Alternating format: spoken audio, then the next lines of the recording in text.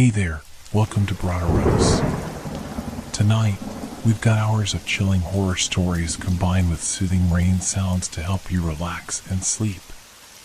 Before you drift off, leave a comment below and let us know where you're listening from and what time it is.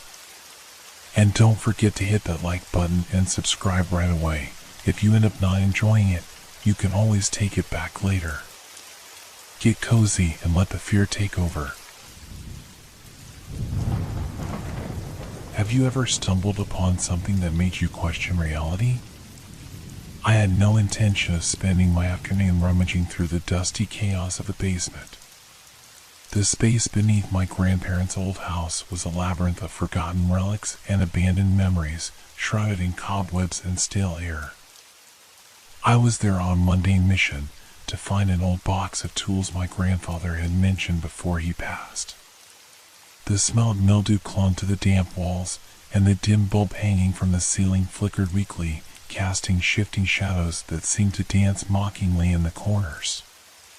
As I sifted through piles of newspapers, broken furniture, and boxes marked with faded handwriting, my hand brushed against something smooth and cold. It was a telephone. Not just any telephone, a rotary phone, the kind you'd see in black and white movies. The faded ivory plastic and more numbers on the dial hinted at decades of use. Its cord was tangled like a nest of snakes, and the receiver felt heavier than it should have, as if it carried the weight of its history. Curiosity got the better of me. I carried it upstairs, wiped off the grime, and hesitated for a moment. Plugging in a phone this old felt absurd, yet something about it drew me in. Maybe it was the way it seemed to hum faintly when I touched it, or the strange sensation that it didn't belong in my hands but was waiting for someone else entirely. After a quick search for an adapter, I managed to connect it to a modern jack. The dial tone buzzed faintly, steady and normal, as if the phone had never stopped working. I stared at it, debating whether to turn away or pick it up. The first ring shattered the silence. It was shrill, unnatural, like a scream cutting through the air. My heart jumped, and I nearly knocked the receiver off its cradle in shock. Who could possibly be calling this antique phone? It rang again, louder this time, as if demanding my attention. I picked it up, my hand trembling. "Hello?" I said, my voice barely above a whisper. Static crackled on the other end, followed by a sound I couldn't quite place. It was distant, like a faint rustling of leaves or the soft murmurs of a crowd. Who is this?" I asked, trying to sound braver than I felt. Then came the voice. It was soft and familiar, yet distant, as though coming from the other side of a vast chasm. "You found it," the voice said. "We've been waiting for you." My blood turned to ice. "Who are you?" I demanded, my grip tightening on the receiver. The voice paused, and in the silence, I could hear faint echoes of others, whispers overlapping and intertwining, growing louder. "You know us," the voice said at last, its tone carrying an unsettling certainty. I dropped the phone as if it had burned me. The whispers didn't stop. They grew louder, spilling into the room until they were all I could hear. Then, just as suddenly as they began, they ceased. The phone sat on the table, silent and still, but the air in the room felt heavier, charged with an invisible weight. I backed away slowly, my mind racing. This was no ordinary phone, and whatever I had connected to wasn't of this world. I didn't sleep that night. The phone stayed on the table in the kitchen, silent and untouched, but its presence felt like a living thing. The memory of the voice, those whispers, they echoed in my mind long after they had stopped. By morning, I had convinced myself it was a trick of the imagination. Sleep deprivation, stress, maybe even some old wiring in the phone picking up stray signals. There had to be a rational explanation. but I couldn't leave it alone. I sat at the kitchen table, staring at the phone as the sunlight crept through the windows. It looked so ordinary in the daylight, almost innocent. Yet, every time I thought about unplugging it, my stomach tightened. I told myself I was just curious. I picked up the receiver and listened. Nothing but the faint hum of the dial tone. Then it rang again. The sound jolted me so violently that I knocked over my coffee mug, sending a dark stream across the table.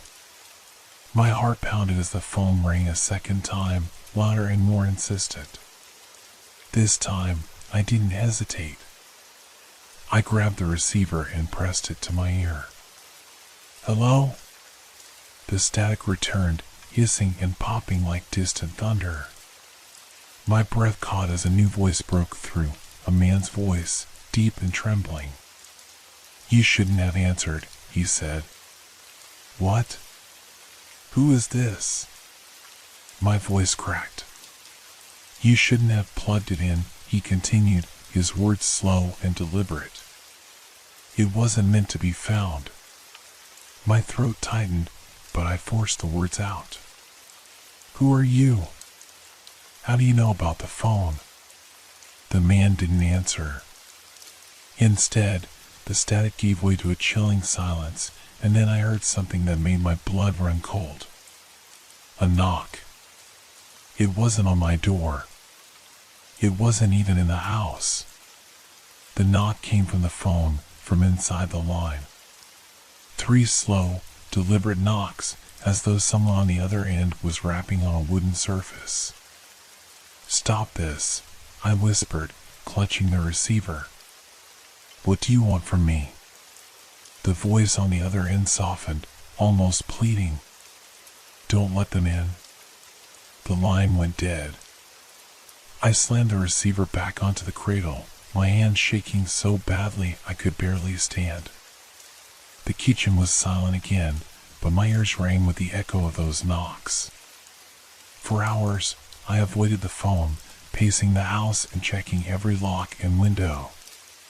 The logical part of my brain screamed that this was some elaborate prank or my imagination playing tricks, but deep down, I knew better. As the day turned to evening, I found myself drawn back to the kitchen. The phone sat there like a coiled snake, quiet but menacing. Against my better judgment, I picked it up and held it to my ear again. This time, there was no dial tone. Instead, I heard something faint. A distant murmur of voices, indistinct but growing louder the longer I listened. They overlapped and intertwined, as if a crowd was gathering on the other end of the line. Then, amidst the chaos, a single voice cut through. "Hello, Alex?" My blood froze. They knew my name. I dropped the receiver, and it swung back and forth like a pendulum, thudding softly against the wall. The sound of my name hung in the air, filling the room like a phantom whisper. I backed away, nearly tripping over a chair. My breathing was shallow, and every instinct screamed at me to leave the house, to get as far away from the phone as possible. But I couldn't. The phone sat there, still and silent, yet I could feel it watching me.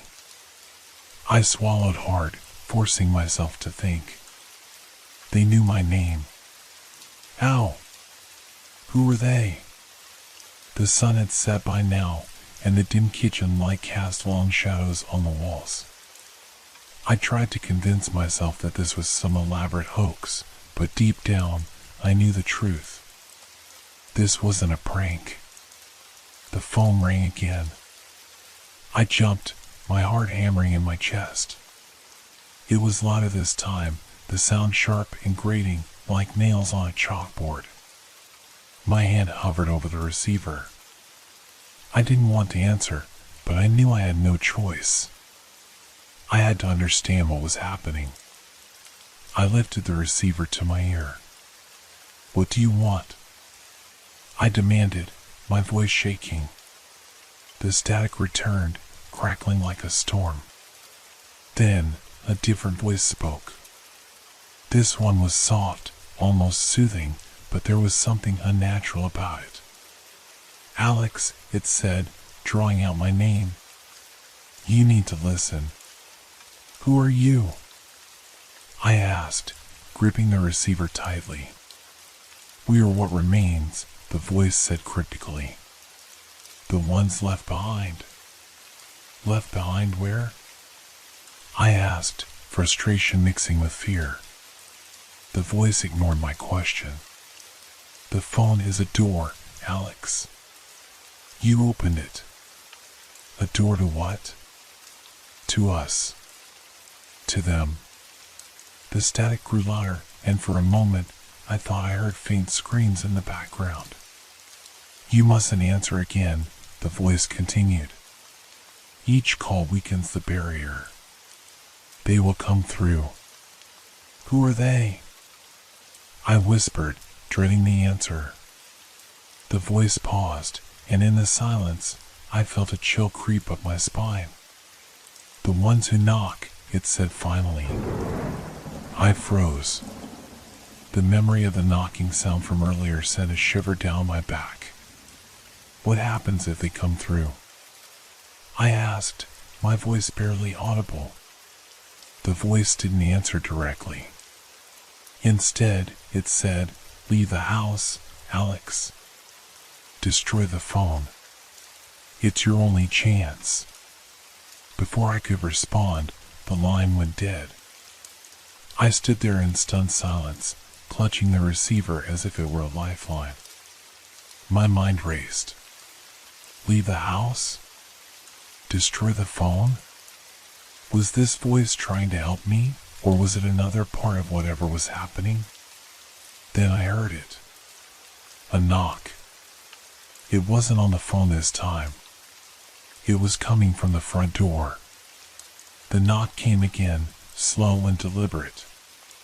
3 distinct raps, each one heavier than the last. I stared at the front door from across the room, my breath caught in my throat.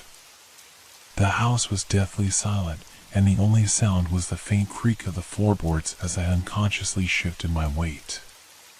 Whoever, or whatever, was on the other side, I didn't want to find out. The phone rang. The sudden noise made me jump, and for a moment, I didn't know whether to grab the receiver or run for the door. The knocking grew louder, more insistent, like it was trying to drown out the phone. My body moved before my brain caught up. I grabbed the phone and pressed it to my ear. What do I do? I whispered frantically. This time, there was no static. The voice on the other end was calm, but its urgency was unmistakable. Do not open the door, it said. They're already here. I hissed, my eyes darting to the door. The knocking had stopped, replaced by an eerie silence that was somehow worse. They can't come in unless you let them, the voice said. It's the rules. Stay away from the door. Rules? The idea felt absurd, but nothing about this situation was logical. Why me? I asked, my voice breaking. Why is this happening to me? There was a pause. Then, the voice said, you found the phone. That makes you the link. They need you. The floor creaked behind me. I froze, every hair on my body standing on end. Slowly, I turned my head, and my heart sank. The shadows in the corner of the room were moving. At first, I thought it was a trick of the flickering light, but the longer I stared, the more certain I became. The darkness was shifting, pooling together into something solid. They're inside, I whispered into the phone. No, the voice said firmly. They can't be. You didn't open the door. I wanted to believe it, but the shadows told a different story. They stretched and twisted, forming the vague outline of a figure. I backed away, clutching the phone like a lifeline. Alex, the voice said, its tone sharper now. Whatever you see, whatever you hear, do not let them touch you. The figure stepped forward, its shape becoming clearer. It wasn't human. Its limbs were too long, its movements too jerky, like a marionette being pulled by invisible strings. Get out, the voice urged. Leave the house now. I dropped the phone and bolted for the back door. As I ran, the house seemed to close in around me. The shadows lengthened, reaching for me like grasping hands. The back door wouldn't budge. I pulled and yanked at the handle, but it was as if the door had fused with the frame. Panic set in as I turned and saw the shadowy figure advancing, its hollow eyes locked on me. No! I screamed, throwing a chair in its path. The chair shattered, but the figure didn't stop. In desperation, I looked for something, anything, to defend myself. My eyes landed on the phone, still sitting on the kitchen table. An idea sparked in my mind, reckless and wild. I grabbed the phone and ripped it from the wall, the cord snapping like a severed vein. The moment the connection was broken, the figure froze. The shadows stopped moving. For a heartbeat, everything was still. Then, the figure let out a sound, a low, guttural growl that reverberated through the room. It began to dissolve, the shadows unraveling like smoke caught in a wind. And just like that, it was gone. I collapsed to the floor, the phone still clutched in my hands. My body shook with adrenaline and terror, but I was alive. For now. The house was silent again, but it didn't feel safe. The air was thick, oppressive, and the faint scent of something burning lingered. I sat on the floor, clutching the phone, my mind racing. Was it over? Had I stopped them? The phone in my hands began to grow warm, almost too hot to hold. I dropped it with a yelp, and it hit the floor with a hollow thud. Before I could move, it started to ring. This time, the sound wasn't like the sharp, piercing rings from before. It was slower, deeper, resonating through the walls like a church bell tolling for the dead. My instincts screamed at me to leave, to abandon the house and the cursed phone forever. But I couldn't ignore it. Something told me this was the last call. With trembling hands, I picked up the receiver. What do you want from me? I asked, my voice cracking.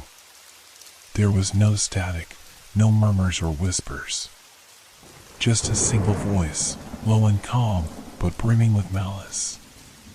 You didn't follow the rules. The words sent a chill through me. I didn't let them in, I protested. I didn't. You opened the door, the voice interrupted, each word sharp and deliberate. Not the one you think.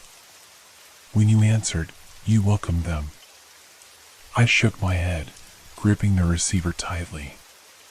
No. I didn't know. I didn't want this. It doesn't matter what you wanted, the voice said. You are the anchor now. They will keep coming. They will never stop. No, I whispered, tears streaming down my face. There has to be a way to stop it. Tell me how to fix this. The voice laughed, a cold, hollow sound that made my skin crawl. You can't. The door doesn't close. The phone began to hum, vibrating in my hand.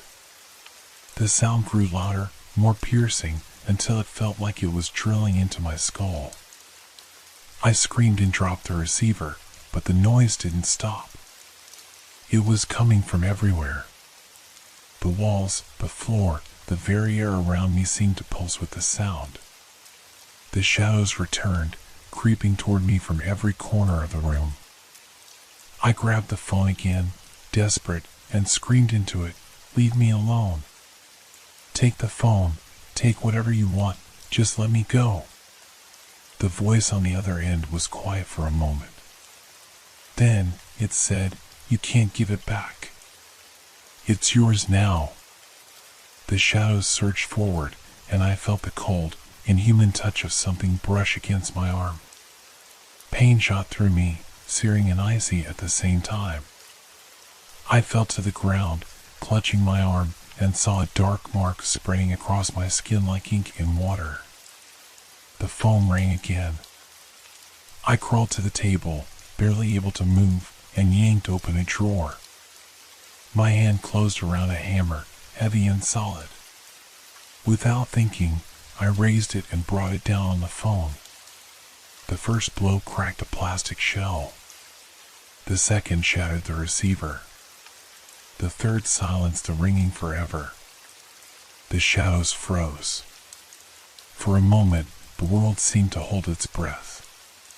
Then they began to dissolve, retreating back into the corners, disappearing into nothingness. I lay on the floor, gasping for air, the broken pieces of the phone scattered around me. The mark on my arm burned, but the house was silent. For the first time since I found that cursed object, I felt truly alone. But I knew it wasn't over. The voice's final words echoed in my mind. "It's yours now." Even as I sat there, trembling and broken, I felt it. The faint hum of something waiting. Something watching. The door wasn't closed. It would never be closed.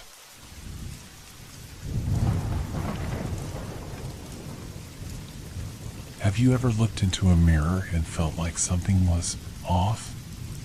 Not the mirror itself, but the reflection staring back at you? It started on a cold, unremarkable morning. I was in the bathroom, brushing my teeth, when I noticed it for the first time. At first, I thought I was imagining things. Maybe I was still half asleep. I spat out the toothpaste, rinsed my mouth, and looked up again. There it was. A lag. When I moved my arm, the reflection moved half a second later. It was subtle, almost imperceptible, but enough to send a chill crawling up my spine. I shook my head, chuckling nervously. Just tired, I told myself. The rest of the day passed uneventfully, but the memory of that moment stuck with me. By the time night fell, I had convinced myself it was nothing more than a trick of the light or my imagination playing games. The next morning, the delay was worse. I leaned toward the mirror to inspect a blemish on my chin. My reflection didn't lean forward immediately. It hung back for a beat too long, then caught up. I froze. This time, there was no dismissing it. My reflection was out of sync. I waved my hand. The reflection followed, slower than before, like a video buffering on a bad connection. My chest tightened, and I felt an irrational urge to look away, but I couldn't. I was rooted to the spot, trapped by the sight of myself not acting like myself. For the next several minutes, I performed a series of small tests. I blinked. The reflection blinked. I touched my face. The reflection mirrored the motion a moment later. The delay wasn't consistent. Sometimes it was barely noticeable, other times it stretched into a full second. I didn't know what to make of it. By the third day, the reflection began to do something new. It didn't always match my expressions. When I smiled, the reflection's grin seemed forced, as though it wasn't sure how to mimic the movement. When I frowned, its brows knitted together too deeply, almost mockingly. And then it did something I couldn't. I reached up to adjust my hair, and my reflection's hand froze midway. It hovered near its head, fingers trembling slightly, before completing the motion. I stared, unable to move. My reflection stared back, its eyes wide and unblinking. "Stop it," I whispered aloud, though I wasn't sure who I was talking to, myself or the image in the mirror. The reflection smiled. I hadn't moved a muscle. I stumbled back, nearly knocking over the bathroom shelf. My heart pounded in my chest as I stared at the mirror. The reflection stood there, calm and composed, its eerie smile fading into a neutral expression. My hands trembled as I reached for the door handle and pulled myself out of the bathroom. The reflection didn't follow me this time. It stayed put, watching, its eyes fixed on mine until the door slammed shut. I tried to make sense of what had just happened. Was I losing my mind? Could this be a symptom of some neurological issue, stress, maybe? I hadn't been sleeping well lately, and my job was relentless. That had to be it. I avoided the bathroom mirror for the rest of the day. Every time I passed it, my chest tightened and I averted my eyes. But the feeling of being watched never left me. I kept glancing over my shoulder, expecting to see something. By the time night fell, my nerves were shot. I decided to sleep in the living room, away from any reflective surfaces. I turned on every light, as though the brightness could banish whatever was happening. But I couldn't sleep. Around 2 in the morning, I heard a faint noise. It was a soft tapping sound, rhythmic and deliberate. I sat up, straining to listen. It was coming from the bathroom. "No," I whispered, shaking my head. "It's not real." The tapping grew louder, more insistent. It wasn't just a noise, it was a presence. I could feel it calling to me, urging me to look. I clenched my fists and forced myself to stay put, but curiosity gnawed at me. What if I was imagining this sound? What if this was all in my head, and I just needed to prove it to myself? I grabbed a flashlight from the coffee table and crept toward the bathroom. Each step felt heavier than the last. The door was slightly ajar. Pale light from the hallway spilled in, casting a sliver of illumination across the mirror. The tapping stopped. I hesitated, my hand hovering over the door. My breath came in shallow gasps as I nudged it open. The mirror was empty. At least, that's what I thought at first. But as I stepped closer, my blood ran cold. My reflection wasn't there. The mirror showed the room behind me, the towels on the rack, the shower curtain, the tiles, but no me. I waved my hand in front of the glass. Nothing. Then I saw it. Movement. Something shifted in the corner of the mirror, just outside the frame. I turned quickly, but the room was empty. When I looked back at the mirror, the movement was closer. It wasn't me. It was my reflection, stepping back into view from the edges of the mirror. It moved slowly, deliberately, its face expressionless, but its eyes locked onto mine. I took a step back. The reflection didn't mirror me. It leaned forward, pressing its hands against the glass as though trying to push through. And then it spoke. "Come closer." The voice wasn't mine. It was deeper, raspier, like the sound of rusted metal scraping together. I ran. I didn't stop until I was out of the house, the cold night air stinging my lungs. I stood in the middle of the street, shaking, my mind racing with questions I didn't want answered. The mirror was empty now, but I knew it wouldn't stay that way for long. I stayed at a motel that night, far from my house and its cursed mirror. But the sense of unease clung to me like a shadow. Every reflective surface in the room, the bathroom mirror, the TV screen, even the dark window, made my skin crawl. I couldn't shake the feeling that something was watching me. By morning, I decided I couldn't avoid the problem any longer. I had to go back. Maybe it was a bad dream, or maybe there was a rational explanation. My mind clung to that hope, fragile as it was. When I arrived home, the house was quiet, almost too quiet. The air felt heavy, and the familiar walls seemed foreign, as if I were walking into someone else's life. The bathroom door was closed. I approached it cautiously, my pulse quickening with every step. My hand trembled as I reached for the handle, hesitating before finally turning it. The mirror was intact, but what I saw made my stomach drop.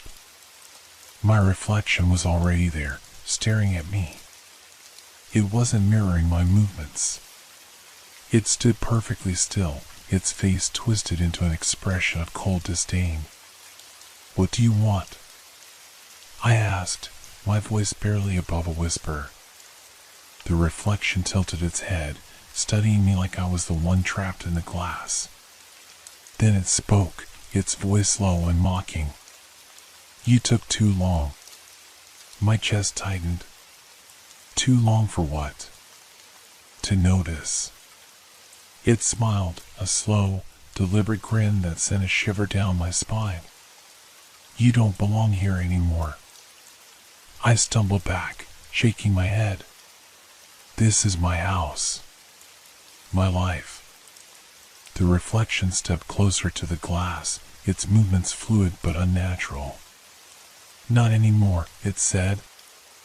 "You left the door open. Now I'm here." "What door?" I demanded, panic rising in my throat. It didn't answer. Instead, it pressed its hand against the glass.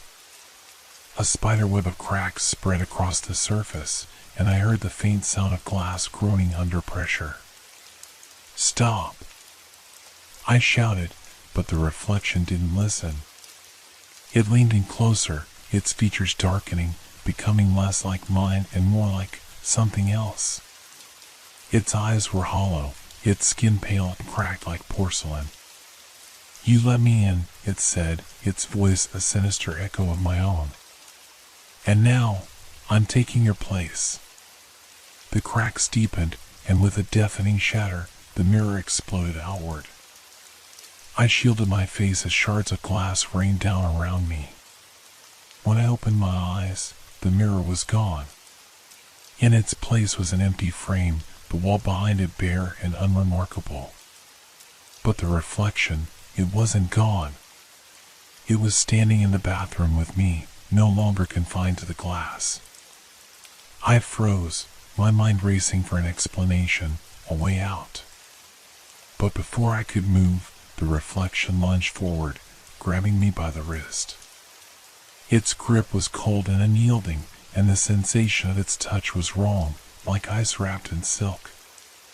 "You don't belong here," it hissed. I struggled, pulling away with all my strength, but it was too strong. Its face was inches from mine now, its hollow eyes boring into me. "Let me go!" I screamed. It didn't answer. Instead, it smiled, and with a sudden, violent pull, it yanked me toward the empty frame. The world blurred around me, and I felt a sickening lurch as I was dragged into the space where the mirror had been. Darkness swallowed me whole. I was falling. The sensation was endless, disorienting. My body felt weightless, as if I were tumbling through a void. There was no up or down, only an overwhelming sense of being pulled deeper into nothingness. When I finally stopped, the world snapped into focus. I was standing in a room identical to my bathroom, but wrong. The light was dim and flickering, casting long, distorted shadows across the walls. The tiles were cracked, the air damp and cold. It felt suffocating, like the walls were closing in. The mirror frame was still there, but instead of reflecting the room, it showed my house as I had left it. And standing on the other side was me. The reflection smiled, its expression unnervingly calm. Welcome, it said, its voice echoing strangely in the confined space. What is this? I demanded, my voice trembling. This is where I came from, it replied. Your reflection is just a window. A thin barrier between your world and mine. I shook my head, refusing to believe it. You're lying. This isn't real. Oh, it's very real, it said, stepping closer to the glass. You just never noticed. All those years staring into mirrors, never wondering what might be staring back. My stomach churned as the weight of its words sank in. Why me? The reflection's smile widened. Because you're weak. You doubt yourself, question everything. That doubt opened the door, and I walked through. I pounded on the glass, desperation overtaking me. This is my life. You can't take it. It's already mine, it said coldly. But don't worry. You won't be alone here. There are others. As it spoke, I became aware of movement in the shadows. Figures began to emerge, their faces pale and blurred, their forms twisted and wrong. They shuffled toward me, their hollow eyes filled with something between sadness and malice. Help me, I whispered, stepping back as they closed in. But the reflection only laughed. There's no escape. You're part of this world now, just like they are. The figures reached for me, their icy hands brushing against my skin. I screamed, flailing wildly, but there was nowhere to run. Enjoy your stay, the reflection said, turning away. No! I shouted, slamming my fists against the glass. Don't do this. Let me out. It didn't look back. The last thing I saw was my own face walking away, stepping into my life, leaving me trapped. The light in the mirror faded, and I was plunged into total darkness.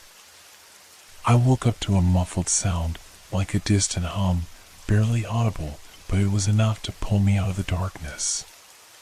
My body felt heavy, as though I had been lying still for hours, but the air around me was different now. Cold. Thick. I tried to move, but my limbs refused to cooperate, as if they were weighed down by something unseen. My breath came in shallow gasps, and panic surged through me. Where was I? What had happened? Slowly, my surroundings began to come into focus. The walls were rough, cracked, and the air tasted stale, like it hadn't been disturbed in years. The faint hum grew louder, turning into a low, almost mechanical sound, as though something was stirring beneath the surface. And then I realized I wasn't alone. I could hear soft rustling nearby, the shuffling of feet across the cold floor. My heart raced as I tried to push myself upright, but it was no use. My body refused to respond. Let me go, I whispered, my voice hoarse. The rustling stopped. I turned my head with effort, straining to see through the murky light. Figures emerged from the shadows, walking toward me. Their faces were blank, their eyes dark and hollow, their movements jerky and unnatural. I recognized them. They were the ones from the mirror. The ones that had watched me. The ones that had come after me. One of them stepped closer, its hand reaching out toward me. I flinched, pulling away, but there was nowhere to go. It spoke in a voice that wasn't a voice at all, a whisper that seemed to come from everywhere, inside my head, inside my chest. Welcome home. I shook my head, frantic. No, this isn't my home. This is a nightmare. Please, you have to let me go. But they didn't respond. They just stared, their hollow eyes filled with the same emptiness as the reflection. The hum beneath the surface grew louder, more insistent, and I felt a cold chill running down my spine. I could almost feel it now, the presence. The thing that had been waiting for me. I turned back to the mirror, or what was left of it. The frame was shattered, the glass broken, but the reflection was still there. My reflection stood in the middle of the room, staring at me with those cold, lifeless eyes. And this time, it wasn't just watching. It was smiling. "You should have stayed away," it whispered. I screamed. I tried to fight, to push the figures away, to claw my way out of this world, but it was no use. They closed in around me, their cold hands pressing against my skin, pulling me deeper into the darkness. I couldn't escape. I couldn't breathe. I couldn't even move. All I could do was listen as my own voice echoed around me, trapped in the hollow space. And then, just as suddenly as it had started, everything went silent. The last thing I heard was the sound of glass shattering, followed by the hollow echo of my own scream.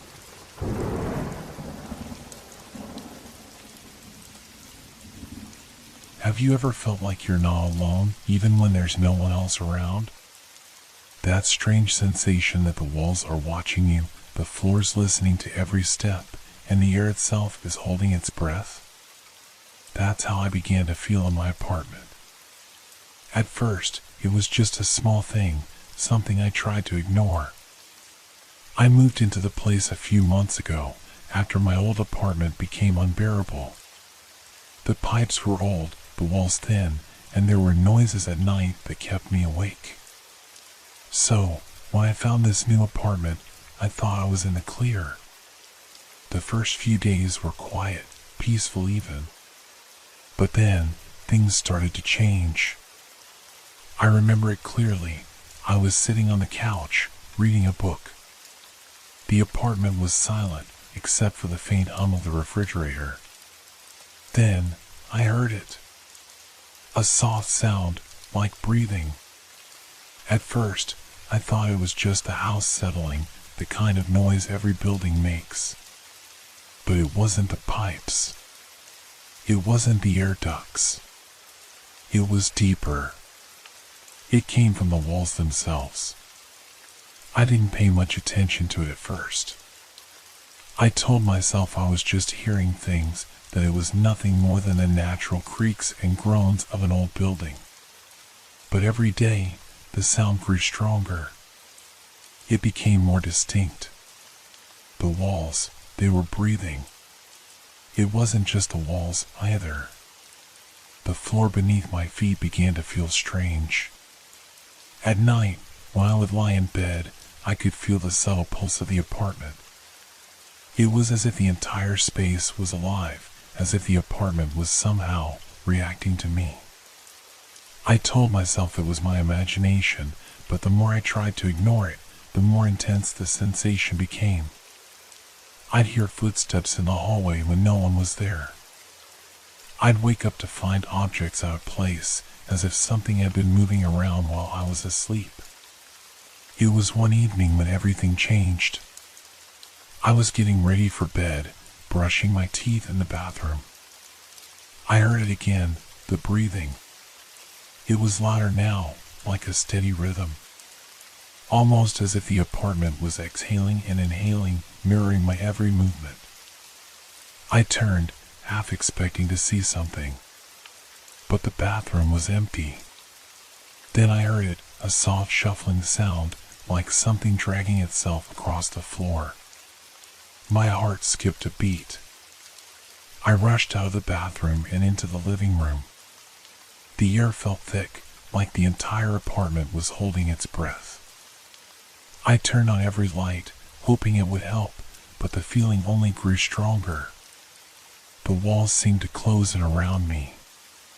And then it happened. The floor beneath my feet pulsed. I felt it, a wave of pressure moving through the room, like the apartment was alive, breathing with me. My pulse quickened, and I backed away, my eyes darting around. I didn't know where to go, where to run. I felt trapped. The sound came again, louder this time. A long, low exhale, followed by a sharp inhale. I could almost feel the space itself watching me, listening to my every move. That's when I realized the apartment wasn't just reacting to me. It was trying to control me. I wasn't alone in this space. The apartment was alive. And it wasn't going to let me go. The air was thick, like I was breathing underwater. Every movement I made seemed to echo through the apartment, but not in the way it should. It wasn't just the usual creaks and groans. It felt as though the apartment itself was watching my every step. The walls were alive, their breath deep and steady. I tried to calm myself, convincing myself that I was just imagining things. The apartment was old, after all. Old buildings make strange noises. But even as I tried to rationalize it, something in the pit of my stomach told me it wasn't just the house settling. It was something else. I took a deep breath and walked cautiously to the kitchen, hoping the noise would stop if I kept moving. But the pulse didn't fade, it followed me. It was in the floorboards, in the walls, in the very air around me. Every step I took seemed to make the apartment react, like it was adjusting to my presence. When I reached the kitchen, the refrigerator hummed, louder than usual. It was almost as if the appliance was trying to match the rhythm of the apartment's breathing. I reached for the counter, but before my hand could touch it, I felt a strange sensation under my fingertips. The counter itself seemed to vibrate. It was subtle, like a heartbeat just below the surface, but it was there. I jerked my hand away, my mind racing. The apartment was responding to me. I wasn't just imagining it. I quickly left the kitchen and headed back toward the living room, but the pulse only intensified the farther I went. It was almost unbearable, a deep thrum in the air, vibrating through my body. I stood in the middle of the room, frozen. The apartment seemed to close in around me, its breath faster now, more erratic, as though it was angry, frustrated. I could feel the weight of it pressing against me, suffocating me. I turned and rushed to the hallway, toward the door, but as I moved, something changed. The walls seemed to stretch, the space distorting before my eyes. The hallway grew longer, twisting and bending in ways that weren't possible. I stopped in my tracks. The apartment had just changed. I took a step back, but now I couldn't see the front door. The hallway had shifted, leaving me with no way out. The walls pulsed faster, as if the apartment itself was feeding off my fear. The more I struggled, the more it reacted. I reached for the door frame, desperate to find an exit. But the moment my hand touched it, the door vanished. The space in front of me was empty, like a void. The hallway was gone. The apartment was alive, and it was playing with me. I could hear it now, the floor beneath me creaking, as though something was shifting beneath the boards. The pulsing was louder, like a heart pounding inside the walls. I turned and ran in the opposite direction, but the apartment was shifting faster now. The space was no longer predictable. It was twisting, stretching, bending, like the very architecture was alive. I tried to scream, but no sound came out. The pulse of the apartment had drowned it out. I was trapped, unable to escape, unable to even understand what was happening. The apartment was not just my home anymore. It was something else. Something that wanted me. And it was getting closer. I didn't know how long I had been running. The apartment had twisted around me, stretching into impossible shapes, like some grotesque mockery of the space I once called home. The pulse, the breathing of the walls, was so loud now it was all I could hear. Every step I took felt like a struggle, as though the very floor was trying to swallow me up. I stumbled into the living room again, but this time, nothing was familiar. The walls seemed to undulate, the colors shifting as though the paint was alive. The once solid fixtures were now fluid, like they were made of liquid metal, flowing and shifting like something organic. The air smelled thick, rancid, like wet earth, suffocating. I turned in circles, dizzy with fear, but everywhere I looked, there was only the same oppressive silence and the relentless pulsing. The apartment was alive, and it knew I was here. My heart raced in my chest as I tried to make sense of what was happening. The apartment had changed. It wasn't just reacting to me anymore, it was controlling me. Every time I moved, the space shifted. Every time I tried to escape, the walls closed in tighter. I was caught in a nightmare, and there was no waking up.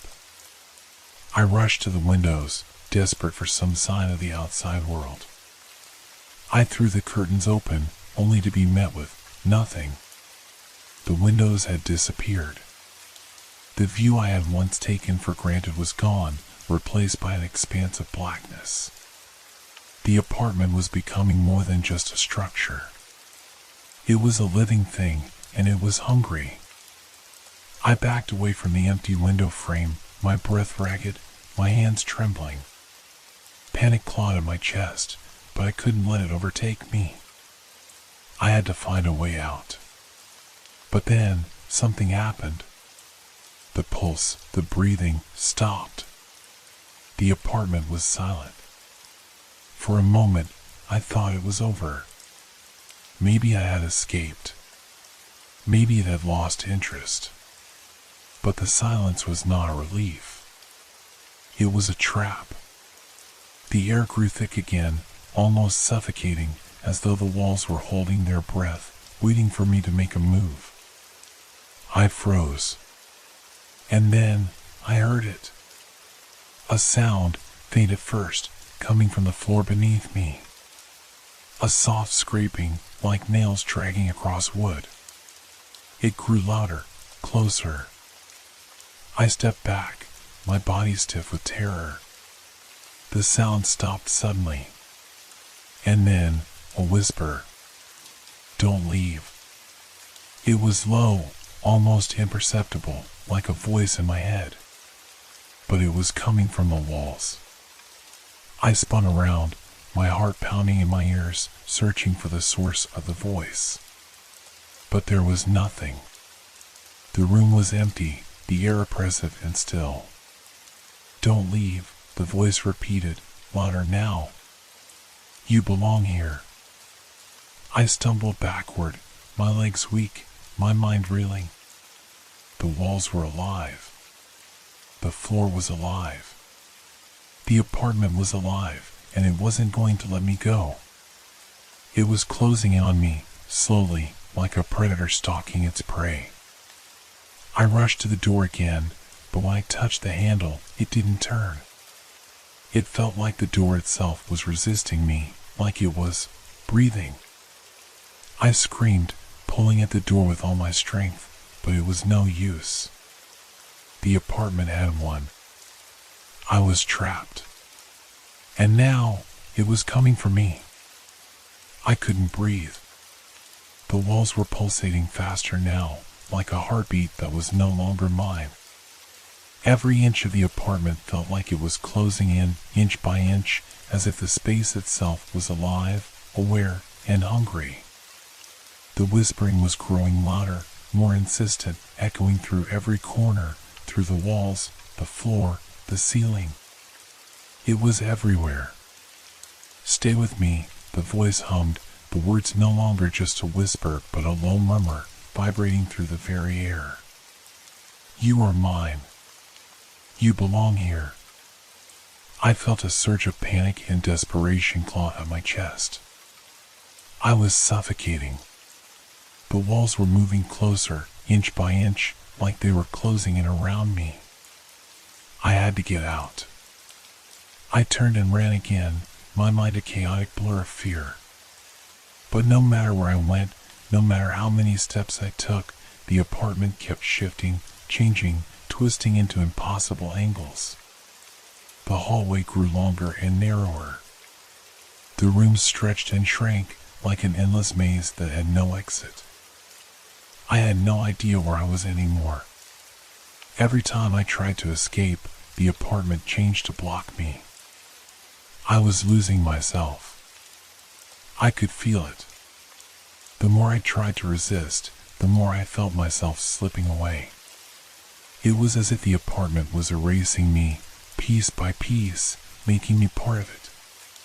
The more I fought to break free, the more it pulled me into its suffocating embrace.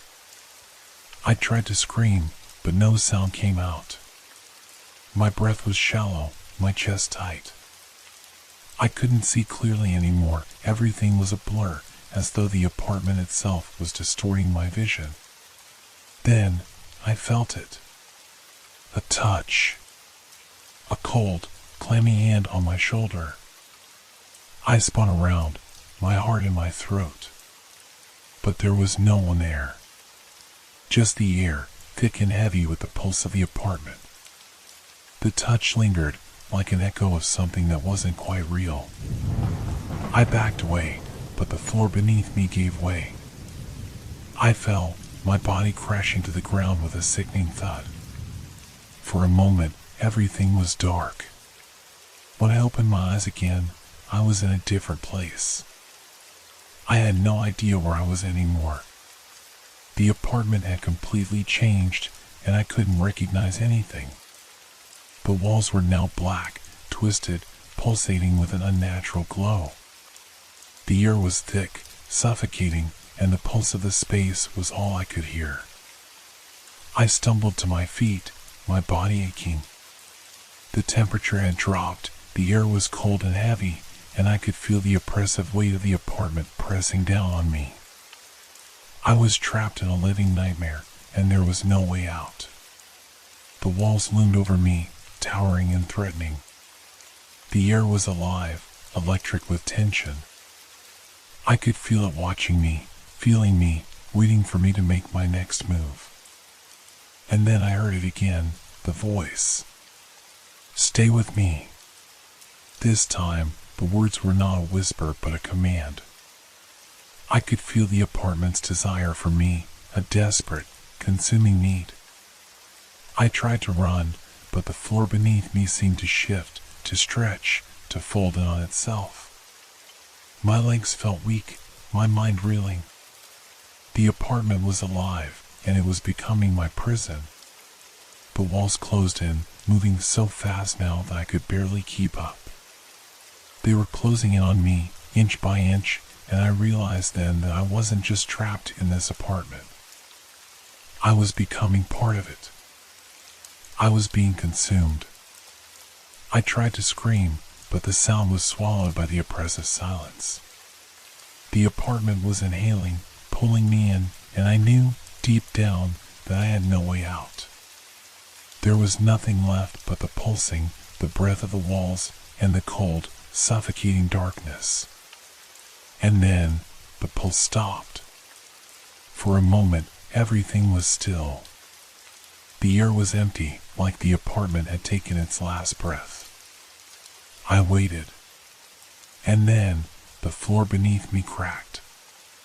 The apartment was alive, and it was feeding on me. I don't know how long I stood there. Time had become meaningless in the suffocating, shifting space of the apartment. The darkness was complete now, consuming every inch of what was once my home. The walls, the pulse, had stopped, but the silence was worse. It was like the apartment was waiting for something. For me. My limbs felt numb, like they no longer belonged to me. I tried to move, but my body felt stiff, as though it wasn't my own anymore. I reached out to touch the wall beside me, but when my hand made contact, it wasn't solid. It was warm, soft, like it was breathing. The room was alive again. The walls, the floor, the air, it was all alive. It was more than just a structure now. It had become something else. Something hungry. Something that wanted me.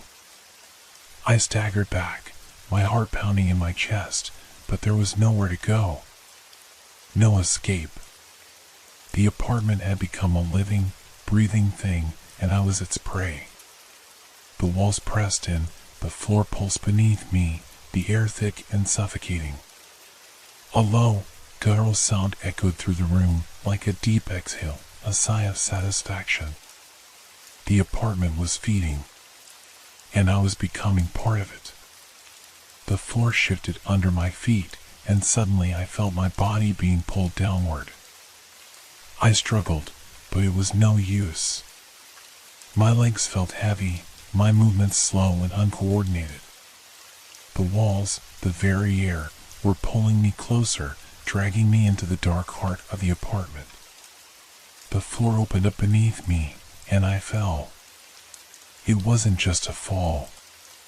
It was as if the apartment itself was swallowing me, consuming me whole. I felt my body twist and contort in ways that weren't possible, as if the space itself was warping me, molding me into something else.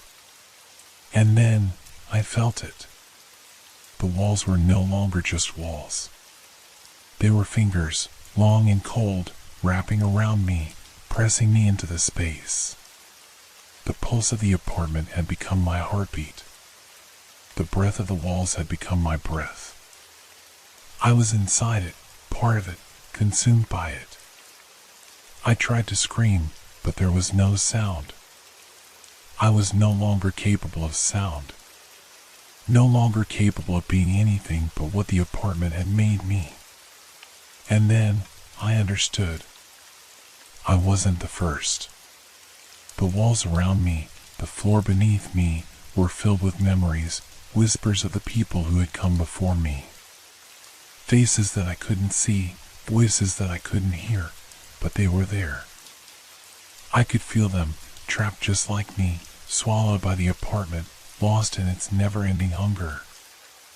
I had become part of the apartment. It was my prison now, my home, and I was no longer a visitor. I was the walls. I was the pulse. I was the breath. And I would never escape.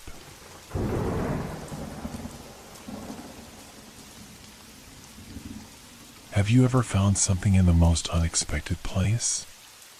Something that felt out of place, like it was waiting for you, even though you had no idea it existed? I did. It happened last week, a cold, cloudy afternoon when I decided to take a walk through the park. I had been feeling a bit off lately, nervous, restless, but the air was crisp, and I thought a walk would help clear my mind. As I strolled through the park, my eyes wandered to the ground, and that's when I saw it. A small, colorful toy, half buried under the leaves. It was a stuffed bear, worn at the edges, its fur faded but still soft to the touch. There was something about it that seemed different. It wasn't just an old toy. It felt like it was waiting for someone to pick it up. Waiting for me. I hesitated for a moment, but then picked it up. As soon as my fingers brushed against its fabric, a chill ran up my spine. It wasn't a normal toy. I can't explain it exactly, but I felt a strange connection to it. Like it had been calling out to me. I shook it off, telling myself it was just a toy. I tucked it under my arm and walked back home. When I got home, I put the bear on my bed, its beady eyes staring up at me. I tried to ignore it, but there was an odd discomfort that settled over me. As the evening wore on, I could hear the faintest sound, like a soft rustling. At first, I thought it was just the wind, but then it sounded like it was coming from the toy. The rustling grew louder, almost as if it was breathing. I stood still, listening. It was real. The toy was breathing. But that was impossible. I shook my head, forcing myself to laugh at how ridiculous I was being. It was just an old stuffed bear. I picked it up again and tossed it into the corner of the room, trying to push the strange thoughts out of my head. But as I did, a wave of unease washed over me. I couldn't shake the feeling that it was watching me, waiting. Later that night, I went to sleep, but I couldn't shake the image of the bear's beady eyes. I woke up a few hours later, drenched in sweat. I stared at the dark ceiling, trying to breathe. That's when I heard it again. A soft rustling sound. I turned toward the corner of the room where I had thrown the bear. My heart skipped a beat. The bear wasn't there anymore. It was on my nightstand, staring at me, its eyes wide open. I felt my pulse race, panic setting in. I knew I had tossed it in the corner, yet here it was, back in front of me. I tried to ignore it, telling myself I was just tired, that it was my mind playing tricks on me. But deep down, I knew something wasn't right. Something about that bear, it was wrong.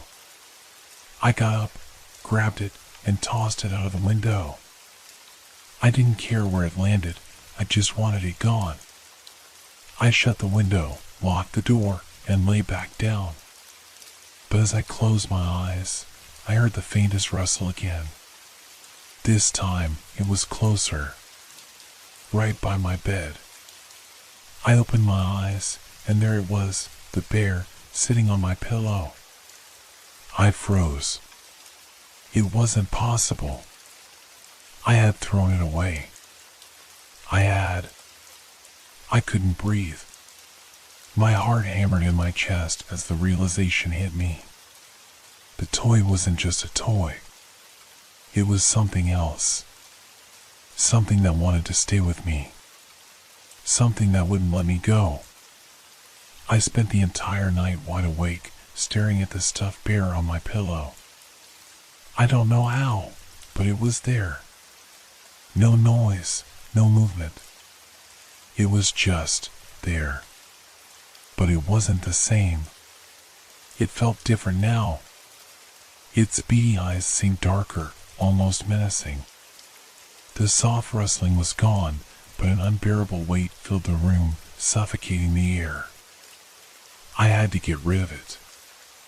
I couldn't keep it here. It was a toy, but it wasn't just a toy. It was something else, something alive. The next morning, I got up early, determined to rid myself of whatever this thing was.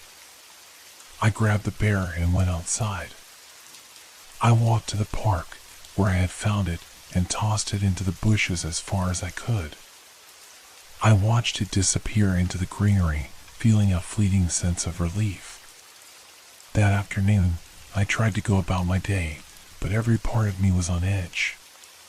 It was as if I was waiting for something to happen. I kept checking over my shoulder, as if expecting the bear to reappear at any moment. I should have listened to that gut feeling. As the sun set, I walked back into my apartment, exhausted but relieved. The bear was out of my life, or so I thought. I closed the door behind me, locked it, and leaned against it. I exhaled deeply, trying to shake the unease that still clung to me. But when I turned to face the room, my heart stopped. There, on the couch, sat the bear. I hadn't seen it return. I hadn't heard it move. But there it was, staring at me with those unblinking eyes. I couldn't breathe. I could feel the panic clawing at my chest, but I couldn't move. How had it gotten back? I tried to rationalize it. Maybe I hadn't thrown it far enough. Maybe someone had found it and brought it back, playing a cruel joke on me. But deep down, I knew that wasn't true. No one else knew about it. It was just me and the bear. I rushed toward it, grabbed it, and this time I took it to the trash. I shoved it into the garbage bin, making sure it was buried under everything else. I slammed the lid shut and walked away quickly. That night, I tried to sleep, but the fear lingered. Every creak of the floorboards, every rustle of the curtains sent waves of anxiety through me. I kept my eyes closed, willing myself to sleep, but I knew the truth. The bear would come back. I didn't know how or when, but I felt it in my bones. It would find its way back, just like it had before. And it would never let me go. The next morning, I didn't want to check the trash. I knew I had to, but I was terrified. I didn't want to see the bear, not again. But I had no choice. I opened the garbage bin, and there it was. The bear. Not just sitting there, but in the center of the pile, staring up at me. Its eyes seemed to glint in the dim light as if it were smiling. And that was when I heard it. A soft whisper. "Play with me." I froze. It wasn't my imagination. It wasn't the wind. It was the bear. I felt a chill crawl down my spine. The voice, so soft, so sinister, filled the room. It echoed in my ears, filling every corner. It was everywhere, pressing against my skull. And then, the walls seemed to shift. The apartment felt smaller, closing in on me, trapping me. I slammed the lid shut on the bin again and backed away, but the voice, the whisper, it followed me. I couldn't outrun it. The apartment had become something else. It had become part of the bear, and I was starting to feel it. The toy wasn't just following me anymore. It was inside me. I couldn't escape the sensation. Something had changed. The apartment no longer felt like a sanctuary. It was as if it was alive, as if it could feel me. The walls pulsed with an eerie rhythm, like they were breathing, expanding and contracting in slow, deliberate waves. It wasn't just the walls, the entire space felt like it was watching me, like it was responding to my every movement. I sat down on the couch, my heart pounding. I didn't know what to do anymore. Every time I looked away, the bear seemed closer. And the whisper, it was still there. It had begun as soft murmurs, but now it was clearer, louder. It felt like it was coming from inside my head, inside the walls, inside the very air I was breathing. "Play with me," it said again. The voice was sweet, almost like a child's, but there was a twisted undertone, a hint of something dark lurking beneath the surface. It was pulling at my mind, beckoning me to join it in some terrible game I couldn't comprehend. I stood up and looked around the room. It felt small and now claustrophobic. The air was thick, heavy, as though the apartment itself had taken on life of its own, and I was a prisoner within it. I walked to the door, but it wouldn't open. The handle turned in my hand, but the door remained firmly shut, as if the walls themselves had conspired to keep me inside. The whispering grew louder. "Play with me." The walls, they were breathing with me. I could feel it, the pulse of the room in sync with my own heartbeat. I needed to get out, but where could I go? There was nowhere to run. The building itself felt like it was alive now, like it was reaching out to keep me in its grip. I decided to leave through the window. It was a desperate idea, but it felt like my only option. I moved to the window and opened it, trying to ignore the heavy thrum of the walls around me. My hands shook as I grabbed the edge of the frame. But just as I was about to climb out, I saw it. The bear. It was sitting on the windowsill, staring at me with its glassy eyes. How had it gotten there? I didn't know. I hadn't seen it move. But there it was, and the whispering grew louder, more frantic. "Play with me. Please." I backed away, horrified. The walls around me seemed to shift again, closer this time, as if the room itself was squeezing me into submission. The pulse grew stronger, louder, until it drowned out everything else. It felt like I was drowning in the noise, in the presence of the apartment, in the suffocating weight of it all. I couldn't take it anymore. I had to destroy it. I had to destroy the bear, whatever it was, whatever it had become. If I didn't, it would consume me. I could feel it in my bones. I grabbed the bear with shaking hands and threw it to the floor, stomping on it as hard as I could.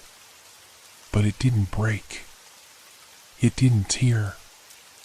It was like the bear wasn't a bear at all. It was something else, something darker. And as I looked at it, I realized that the eyes weren't just staring, they were watching, waiting for something. I ran to the door again, desperately trying to escape. But when I reached it, something was wrong. It wasn't the same door anymore. It had changed. The handle felt warm, alive, and when I touched it, I felt a jolt, like an electric shock. I recoiled, but the door wouldn't open. It was like the room had swallowed the key, like it was keeping me here. The bear was behind me again. How had it moved so quickly? I didn't know, but I didn't care.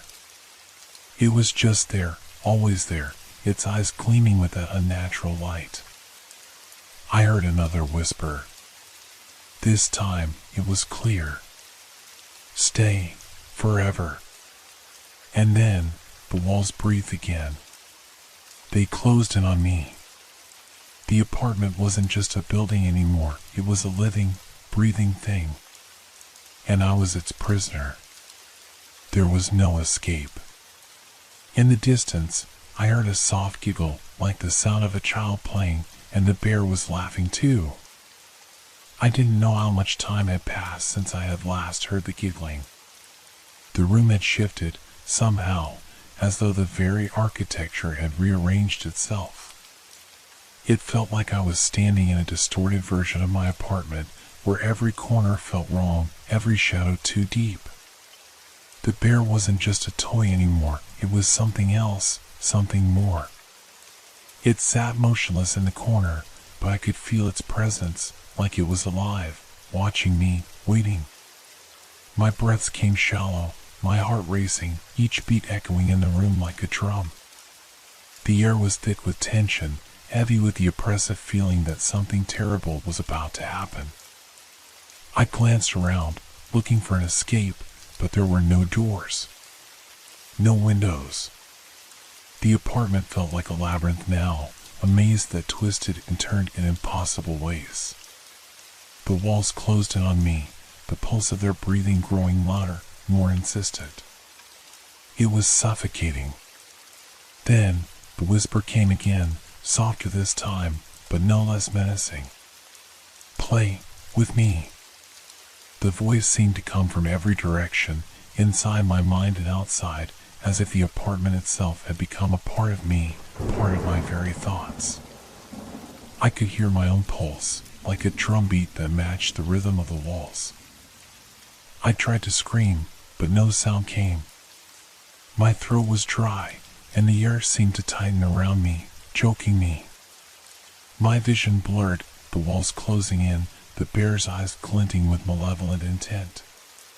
In a frenzy, I grabbed the nearest object, a lamp, and hurled it at the bear. It hit the floor with a sickening crack, but the bear didn't move. It didn't flinch. Instead, its eyes seemed to glow brighter, the smile on its face widening, stretching unnaturally wide. "You can't leave," it whispered, its voice thick with amusement. "You belong here now." I backed away, horrified. The walls moved again, pressing inward with a relentless force. There was nowhere to run. I was trapped in this suffocating, alive apartment, with the bear in the walls and the voice that had become my own worst nightmare. I couldn't escape, I couldn't scream, I couldn't even think clearly anymore. The laughter echoed, bouncing off the walls, as if mocking me. The air grew colder, and I felt my hands trembling uncontrollably. My chest was tight, and every breath felt like it was my last. The bear slowly stood up, its eyes never leaving mine. It was moving now, impossibly, in a way that shouldn't have been possible for an inanimate object. Its limbs creaked as it walked, its joints snapping like they hadn't been moved in years.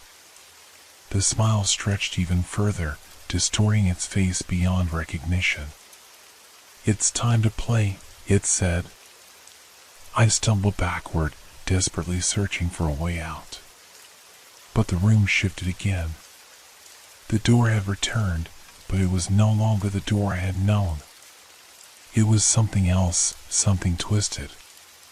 The handle was covered in what looked like old, sticky tar, and the door itself was slowly breathing in and out, its edges undulating like a living thing. The whisper grew louder, no longer just a voice, but a physical presence in the room. It was in me, suffocating my thoughts, drowning out all reason. I was drowning in it. "Play with me," it repeated, and this time, the voice wasn't sweet or childlike. It was harsh, distorted, filled with a primal hunger. The bear was closer now, too close. I could feel its cold, unblinking eyes on me, watching every move, every breath I took. My body was shaking uncontrollably, but I couldn't stop. I had to get away. I had to escape. I turned, running for the window, but the bear's voice stopped me dead in my tracks. "You can't leave," it growled, and I could feel it, the force of its words, binding me to the spot. The walls were moving again, closing in on me. There was no escape. I was trapped. The room was alive. The apartment was breathing, pulsing, with its own hunger. And I was nothing more than a pawn in its game. I took a step toward the door, but the walls were too close now. They felt like they were pressing into my skin, suffocating me from all sides. I could hear my heartbeat, loud, frantic, and the apartment's pulse, synchronizing with it. The bear was right behind me now, its breath hot and rancid, whispering in my ear. "It's time to play, forever." And just as I thought I couldn't take it any longer, the door opened. Not because I turned the handle, not because it was unlocked, but because the apartment itself had allowed it. The walls stopped breathing. The air cleared, and for the first time in what felt like an eternity, I could breathe. I ran. I didn't care where. I just needed to get away. But even as I reached the door, even as I stepped out into the hallway, I heard it, the soft, unmistakable whisper. "You can't escape me." And then, the laughter. The laughter of the bear. I thought I was free, but I wasn't. The apartment wasn't just a place anymore. It was a part of me. A part of my mind. And no matter where I went, the game would never end. The bear was always there, waiting. I thought I had escaped it, the suffocating grip of the apartment, the oppressive breathing that filled the walls, the insidious presence of the bear. But as I stepped out of the apartment building and onto the street, I realized something terrible. The world around me had changed. It wasn't that the streets were unfamiliar. They were the same. The familiar shops, the old coffee shop where I used to spend mornings, the trees lining the sidewalk.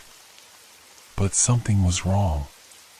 The air felt heavier, denser, as though the weight of the apartment had followed me out. I tried to ignore it at first. I walked briskly, my heart still racing. I told myself I had to keep moving. If I just kept walking, just kept running away, it wouldn't catch me. But the world had begun to shift. The faces of people I passed seemed distant. Their eyes didn't meet mine, and their movements felt mechanical, as though they weren't truly there. I reached out to touch one person's arm as I passed, but my hand went right through them. They didn't even notice. Panic surged in me. I turned back toward the apartment building, but it wasn't there anymore. The street, once so familiar, had twisted into something strange. The buildings loomed taller, their shapes distorted. The street stretched longer than it should have, and the familiar landmarks faded into the distance. I ran back to where I thought the apartment should be, but there was nothing. Just an empty void where the building once stood. I stood there, frozen, gasping for air. Then came the sound.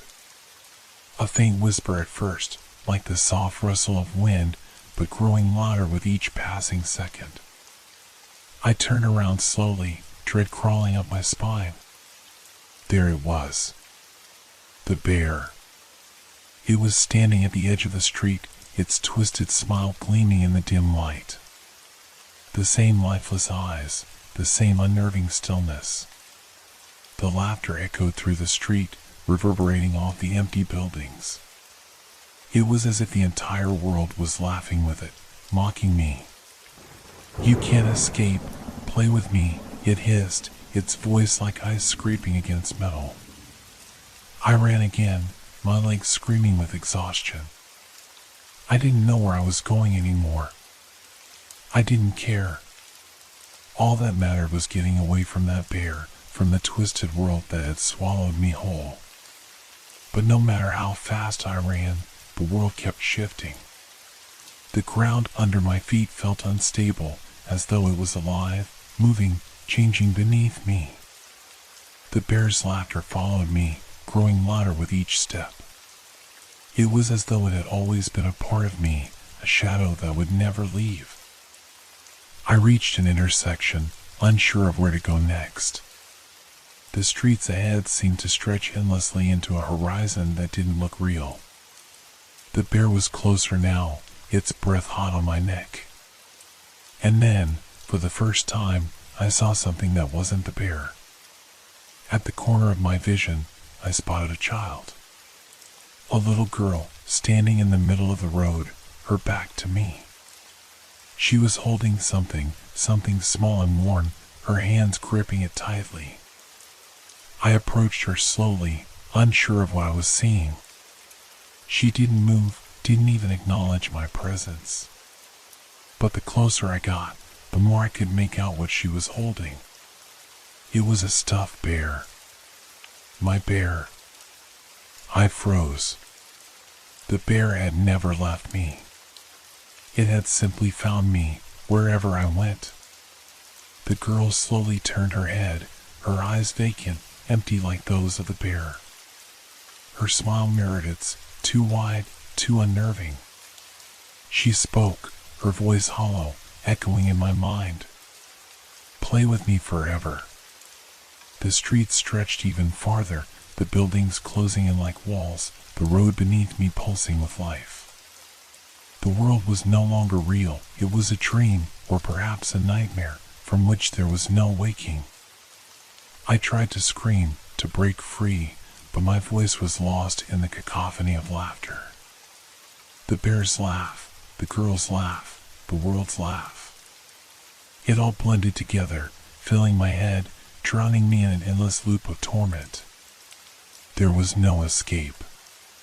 The bear had won. The game would never end. And I was its pawn, forever.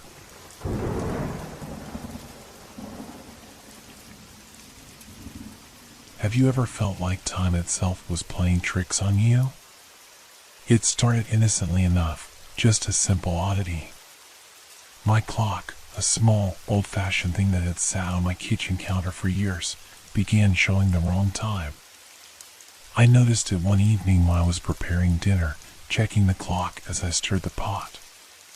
It was a few minutes fast. I adjusted it, not thinking much of it, but when I checked it again an hour later, it was off again, this time by a whole hour. I shrugged it off as an issue with the batteries or the mechanism, and I decided to replace the batteries the next day. But that night, something strange happened.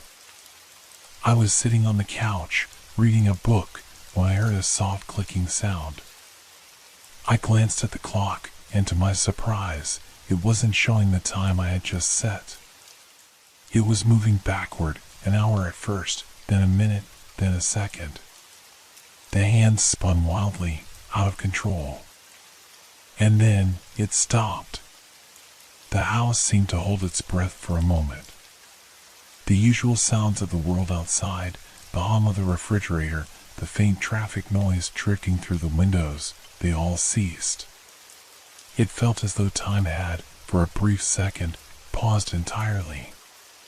But it wasn't long before I realized it was more than just a broken clock. The next day, when I woke up, the events of the previous evening started playing out again. I made my coffee, sat down at the kitchen table, and glanced at the clock. It was the exact same time it had been the day before when I had first noticed it malfunctioning. I thought maybe I was just experiencing déjà vu, but when I stepped into the living room, I saw myself there, sitting on the couch, reading the same book, as if nothing had changed. I froze. It was me, but it wasn't me.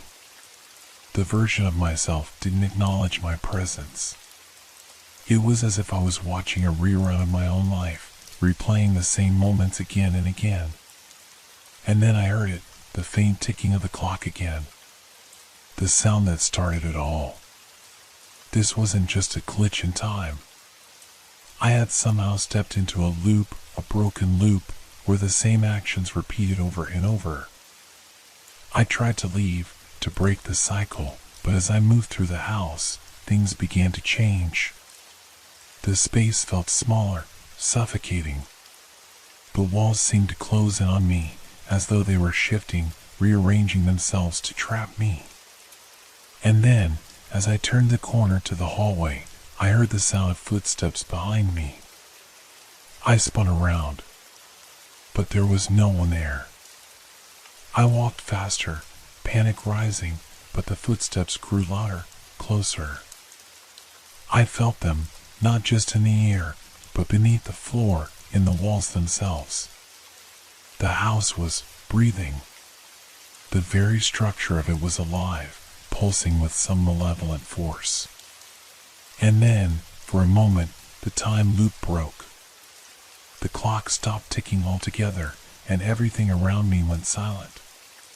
The world outside my apartment ceased to exist.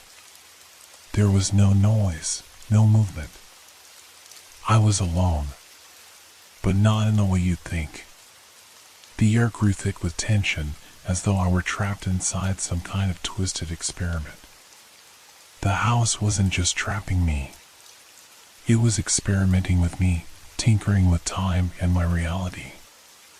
It made me relive the same moments over and over, making them more distorted, more violent, with each repetition. At first, it was subtle. A glass would fall from the table and shatter. The door would creak open by itself. A shadow would cross the room in the corner of my eye. But each time, the events became worse, more violent. People I knew, my neighbors, started to appear in my apartment, people I'd never invited in. They would walk in, uninvited, unacknowledging me, like puppets on strings. And then, one day, it happened. As I walked through the hallway, I saw them, the same people, but they were different now. Their faces twisted, their eyes empty. They were no longer just walking past me, they were coming for me. I ran, my heart pounding, but it was no use. Every time I turned a corner, the walls moved, shifting to keep me in the same spot. I tried everything I could think of to break the loop. I smashed the clock, threw it out the window, screamed into the void. But nothing worked. The loop continued. The walls kept breathing. The footsteps never stopped. Time was no longer my ally. But then, one night, I noticed something chilling. I was sitting in the kitchen again, watching the hands of the clock slowly spin, and I saw something I hadn't seen before. A figure, standing in the doorway, just out of sight. It was dark, but I could feel its presence, the way it hovered in the shadows. It didn't move. It didn't make a sound. But I knew it was there. And it was waiting. I realized then that the house, the clock, the loop, they weren't the only things at play here. There was something else, something far more dangerous, controlling it all. And whatever it was watching me, waiting for the moment when I would finally break. That moment hasn't come yet. But I know it's close. And when it does, I'm not sure I'll ever escape. The next morning, I woke with a feeling of dread settling in my chest. It wasn't the normal, sleepy fog of waking up too early or the grogginess that comes from an overactive mind. No, this was something deeper, something that didn't quite belong. As I stepped out of bed, I glanced at the clock, half expecting it to show the wrong time again. But this time, it was normal. It read the right hour, the right minute, and the right second. For a brief moment, I thought perhaps the strange events were over. Maybe the house was just playing tricks on me. Maybe I was just tired, overworked, and imagining things. But when I made my coffee and sat at the kitchen table, the nagging feeling returned. The air around me felt heavier than usual, as though something was pressing in from all sides. The faint hum of the refrigerator, the soft buzz of the streetlights outside, all of it felt distant, muffled, like I was underwater. The clock ticked steadily on the wall, but every tick seemed too loud, too deliberate. I tried to push it out of my mind. I grabbed my phone, checked my messages, and got lost in the mundane. But even in the comfort of normality, I couldn't shake the feeling that something was wrong.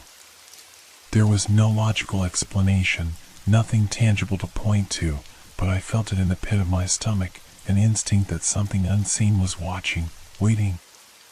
It wasn't until I went to the bathroom that things started to spiral. I turned the light on, and as I stood in front of the mirror, I froze. For a second, I wasn't sure if I was seeing things right. I rubbed my eyes and looked again. The reflection was different. It wasn't much, just a slight flicker. But my reflection didn't move the same way I did. I blinked, and for a moment, my reflection stayed still, staring back at me with an unnerving calmness. I didn't know why, but I felt a shiver run down my spine. "It's just fatigue," I muttered to myself. "You're just tired, that's all." I splashed some water on my face, trying to shake off the growing unease. When I looked back at the mirror, the reflection was normal again.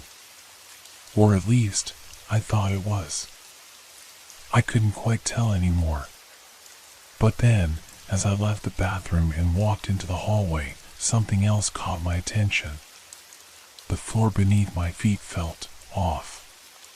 It wasn't just the usual creak of the wooden boards, it felt like it was shifting slightly with each step, like the floor itself was breathing. I stopped dead in my tracks. The idea seemed absurd, but I couldn't ignore the sensation. I took a step back, then forward again, trying to test if I was imagining it. With each footfall, the wood seemed to pulse, almost as if it was alive, responding to my movements. The sensation was subtle at first, like the stretch of a fabric or the movement of a tide, but it became more pronounced the longer I stood there, frozen in place.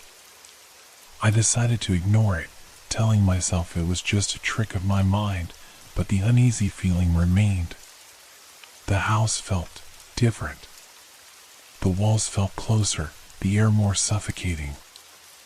I moved back to the kitchen to get my coffee, but as I turned the corner, I heard it. A soft clicking sound.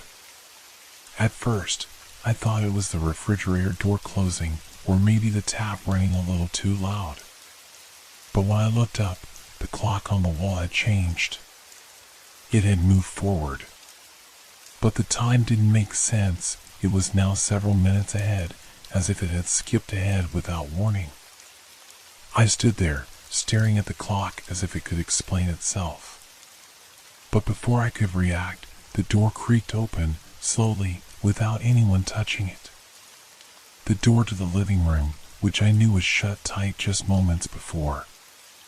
I took a step back, heart pounding. I wasn't sure what to think anymore. Was I losing my mind, or was something real, something unexplainable, starting to invade my life? I slowly walked toward the open door, my steps tentative. Every muscle in my body screamed at me to turn and run, but I couldn't. Curiosity held me, made me step closer. The air grew colder, and the house felt more oppressive with each step. I reached the doorway and peered inside. The living room was just as I had left it, empty, still. But then, in the corner of my eye, I saw it. A small toy, a child's stuffed bear, sat in the middle of the floor. It was the same toy I had seen earlier when I had first walked through the living room and the door had been closed. But now, it was different. It was placed in the middle of the room, right in my path, almost as if it were waiting for me. I took a hesitant step forward, the hairs on the back of my neck standing up. The toy was too familiar, too out of place. I didn't own it, had never seen it before. And yet, there it was, sitting innocently in the middle of the room. I bent down to pick it up, but just as my fingers brushed its fabric, the door slammed shut behind me, making me jump. I spun around, panic rising in my chest. The room was dark now. The light had flickered out, and I was plunged into shadows, the only illumination coming from the faint glow of the clock on the wall. I rushed to the door, pulling at the handle, but it wouldn't budge. It was locked from the inside. I was trapped. And the house, whatever it was, seemed to be closing in on me, just as the ticking clock continued, unrelenting, in the background. Something was changing.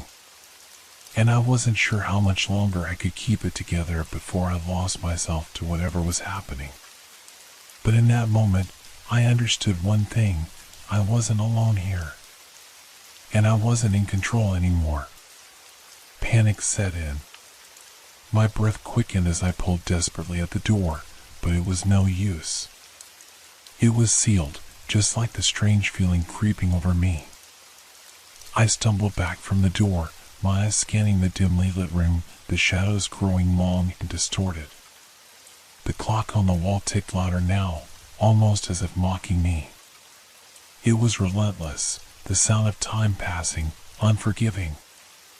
And then, I heard it again, the soft clicking. It wasn't coming from the clock this time.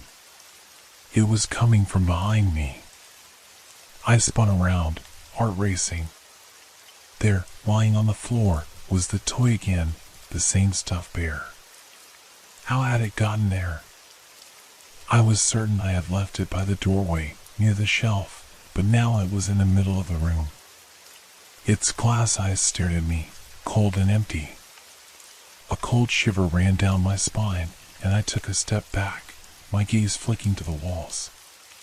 They felt too close, too oppressive, like they were moving in on me. The walls seemed to shift in the dim light, breathing with a slow, rhythmic pulse, like the house was alive, watching, waiting for something. I couldn't breathe. I had to get out. I rushed to the window, but it wouldn't open.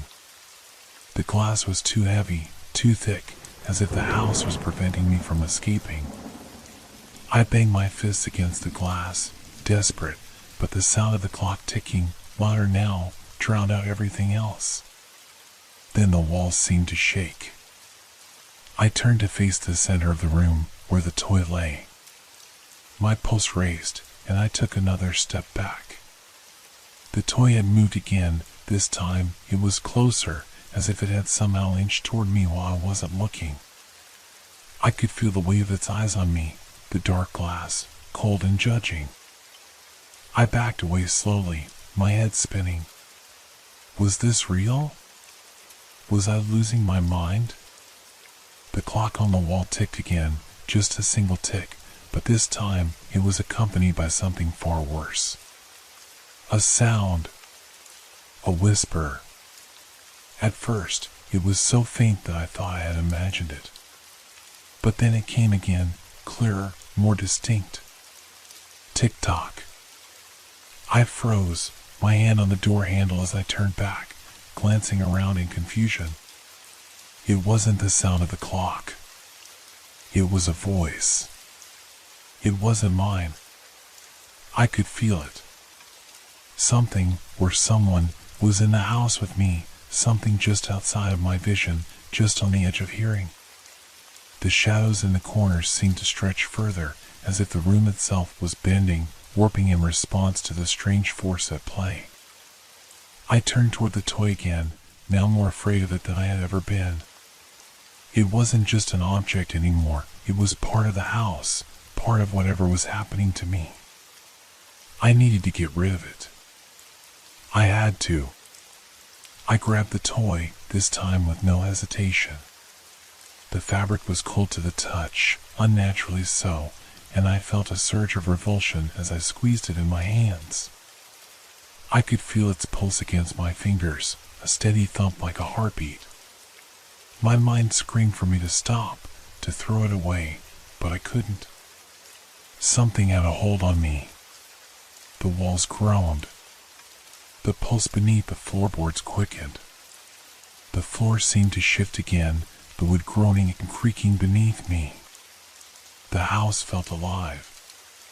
No longer was it just a building, but a creature, its very bones moving, reacting to me.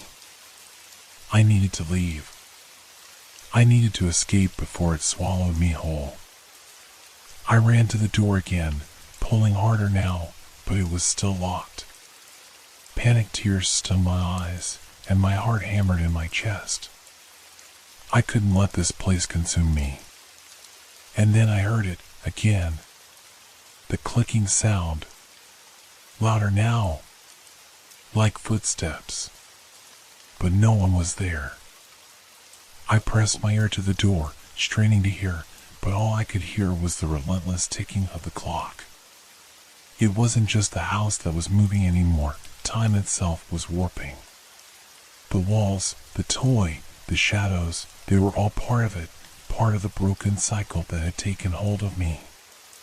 And just as I turned, the toy dropped from my hands. It fell to the floor with a soft thud. I stared down at it in disbelief. It was in the same spot as it had been before. The cycle was repeating. Before I could react, I heard the click of the door again, this time the handle turning. It creaked open slowly, and the familiar voice came again, soft but growing louder. Tick-tock, tick-tock. I knew then, this wasn't just some twisted game. The house was alive, but it was also playing with time. It wasn't just repeating the present. It was rewriting it, warping reality in ways I couldn't understand. The house had trapped me. Trapped my past, my present, and what would come after. Every time the cycle reset, it was worse. It twisted things. It changed them. I had to get out. I had to break the cycle. But I didn't know if it was even possible. I had no idea what awaited me when I opened that door again, but I knew one thing for sure. I was running out of time. The door swung open slowly, groaning as though it too was reluctant to let me go. I hesitated for a moment, unsure if I truly wanted to face whatever was on the other side. The house had already shown its power to twist time, to replay events in ways that felt like I was caught in an endless nightmare. And now this door, was opening, inviting me to step deeper into the unknown. But there was no choice. I couldn't stay here, not when every corner, every shadow seemed to be watching me, waiting for the next cycle to begin. I stepped out into the hallway, and the air felt thick, too thick, as though the atmosphere itself had been stretched and compressed by some unseen force. The ticking from the clock behind me seemed to echo, louder now, as if it were following me. I turned around to see if it had stopped, but the clock was still ticking on the wall. It was as though time itself was making sure I didn't forget what was happening. The house didn't feel like a home anymore. The floors creaked under my weight, and I could feel them pulsing with each step I took. The walls seemed to breathe, and the whispers, distant but growing louder, came from every direction. Tick-tock, tick-tock. I reached the staircase and paused. The stairs descended into darkness, the lower floor shrouded in an impenetrable blackness that felt almost alive, as though the shadows themselves were hungry. The air was cold, biting at my skin, and I could taste the dampness in the air. I took a deep breath and began to descend, my steps cautious, my heart pounding in my chest. With each step, the darkness seemed to press in closer, as though the house was trying to pull me down into its depths. The further I went, the more I could feel it, a pressure, like the walls were closing in on me, the space shrinking. Suddenly, I heard the sound of footsteps from below. They were soft at first, but unmistakable. Someone, or something, was walking toward me.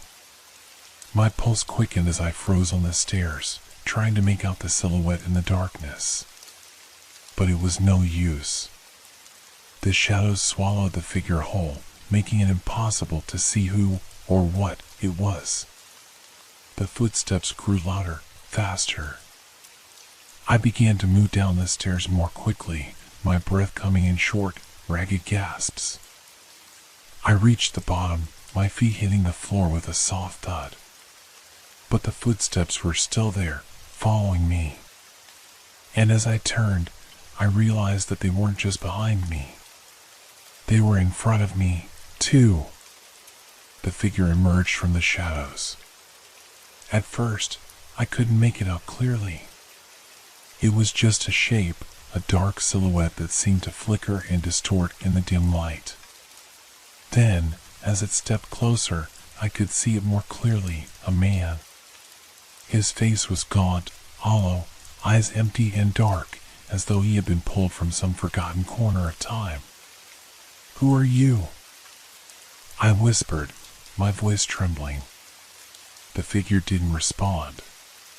Instead, he tilted his head, and his lips curled into a slow, unsettling smile. "Tick-tock," he whispered. The words were like a cold breath against my ear, and I recoiled, stepping back. I wanted to run, but my legs felt like they were made of stone.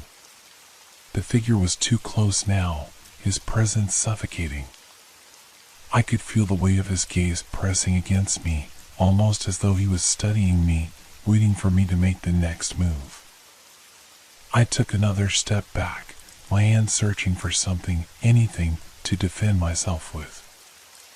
I reached the wall, my fingers brushing against something cold and metallic. I pulled my hand back, looking down at the object I had touched. It was a clock, its face cracked, the hand spinning erratically, but still moving. The figure stepped closer, the smile never leaving his face. He reached out, and I instinctively pulled away. But it was too late. His hand, cold, icy, gripped my arm, pulling me toward him. I gasped, trying to break free, but his grip was like iron.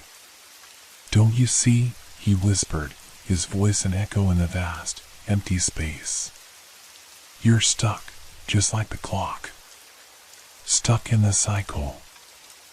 I struggled, trying to pull away, but the harder I fought, the stronger his grip became. The walls around me seemed to close in, the ticking of the clock growing louder and louder until it drowned out everything else.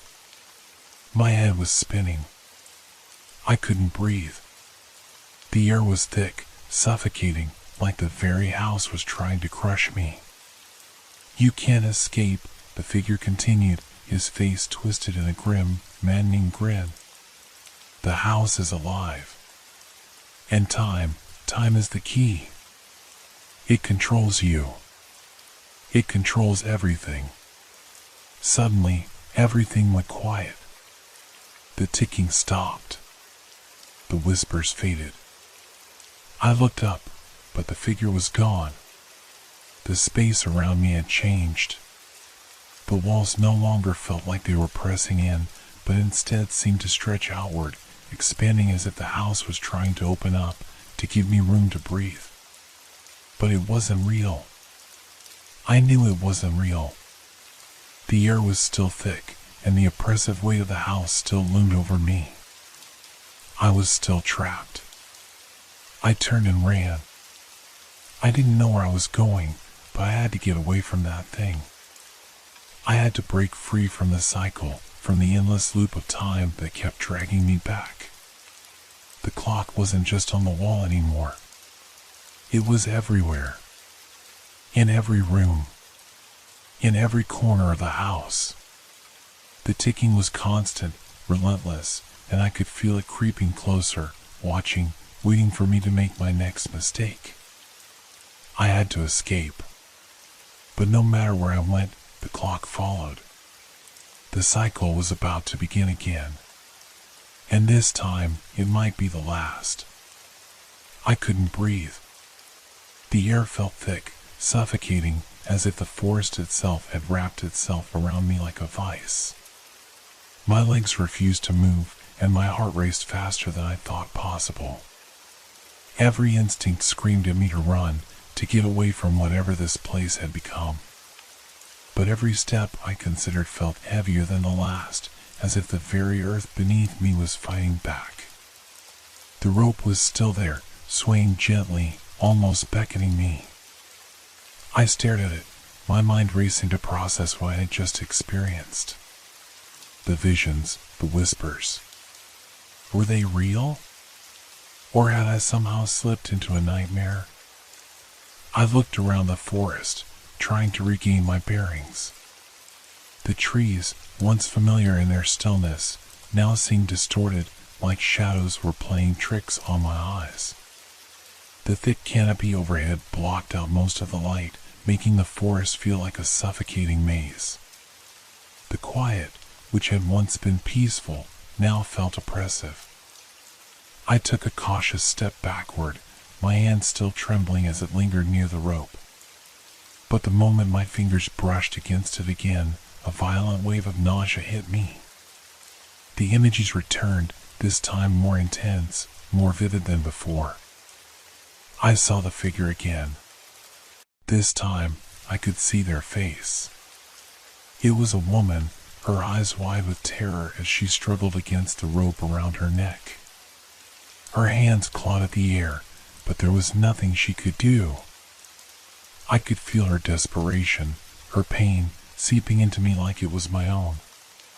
The world around her began to fade, leaving only her terrified eyes, and then the vision shifted. The woman's body was now hanging from the tree, limp, lifeless. Her eyes were still open, but there was no recognition in them, just an endless, cold void. The rope tightened around her neck with an almost unnatural force, as if the tree itself was tightening the noose. I couldn't tear my eyes away. I tried to look away, but it was as though the vision had rooted me to the spot, as if the rope was pulling me in, forcing me to witness this tragedy. The sounds, too, the faint whispers had turned into urgent, pleading voices. But I couldn't make out the words. It was like the forest itself was speaking in tongues, mocking my helplessness.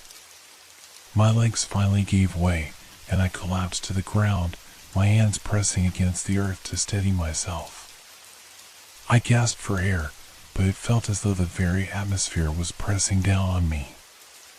I couldn't breathe. I couldn't think. But through the haze of panic and fear, I heard something else. A sound. A rustling. Like footsteps, slow and deliberate, moving in the direction of the tree. I froze. My heart hammered in my chest, and for a moment, I was sure someone, or something, was coming for me. The whispers grew louder, and I turned toward the source of the sound. But when I looked, there was nothing. The forest was still. Silent. Then I heard it again. This time, closer. The sound was unmistakable, footsteps crunching against the underbrush. Someone, or something, was approaching. But who? Or what? I turned back to the rope, my pulse quickening. I had to leave.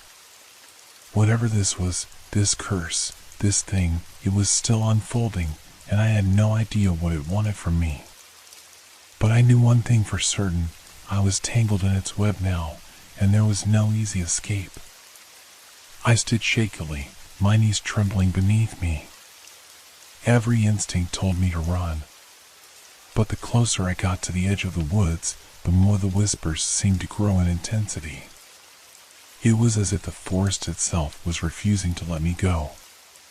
The rope, too, seemed to pull at me, a constant reminder of the dark presence it held. Just as I was about to break into a run, a sharp, cold breeze cut through the trees. It sent a chill straight to my bones. And that's when I saw it. At the base of the tree, just beneath where the rope hung, there was a shadow. A figure. A man. His face was obscured, hidden in the shadows, but I could feel his presence. He wasn't looking at me, but he was aware of me. He was waiting. And then, the air shifted again, heavier now. The shadows deepened, and I felt the weight of something sinister press down on me. I had to get away. I couldn't stay here. I was losing myself in this place, in whatever dark power it held.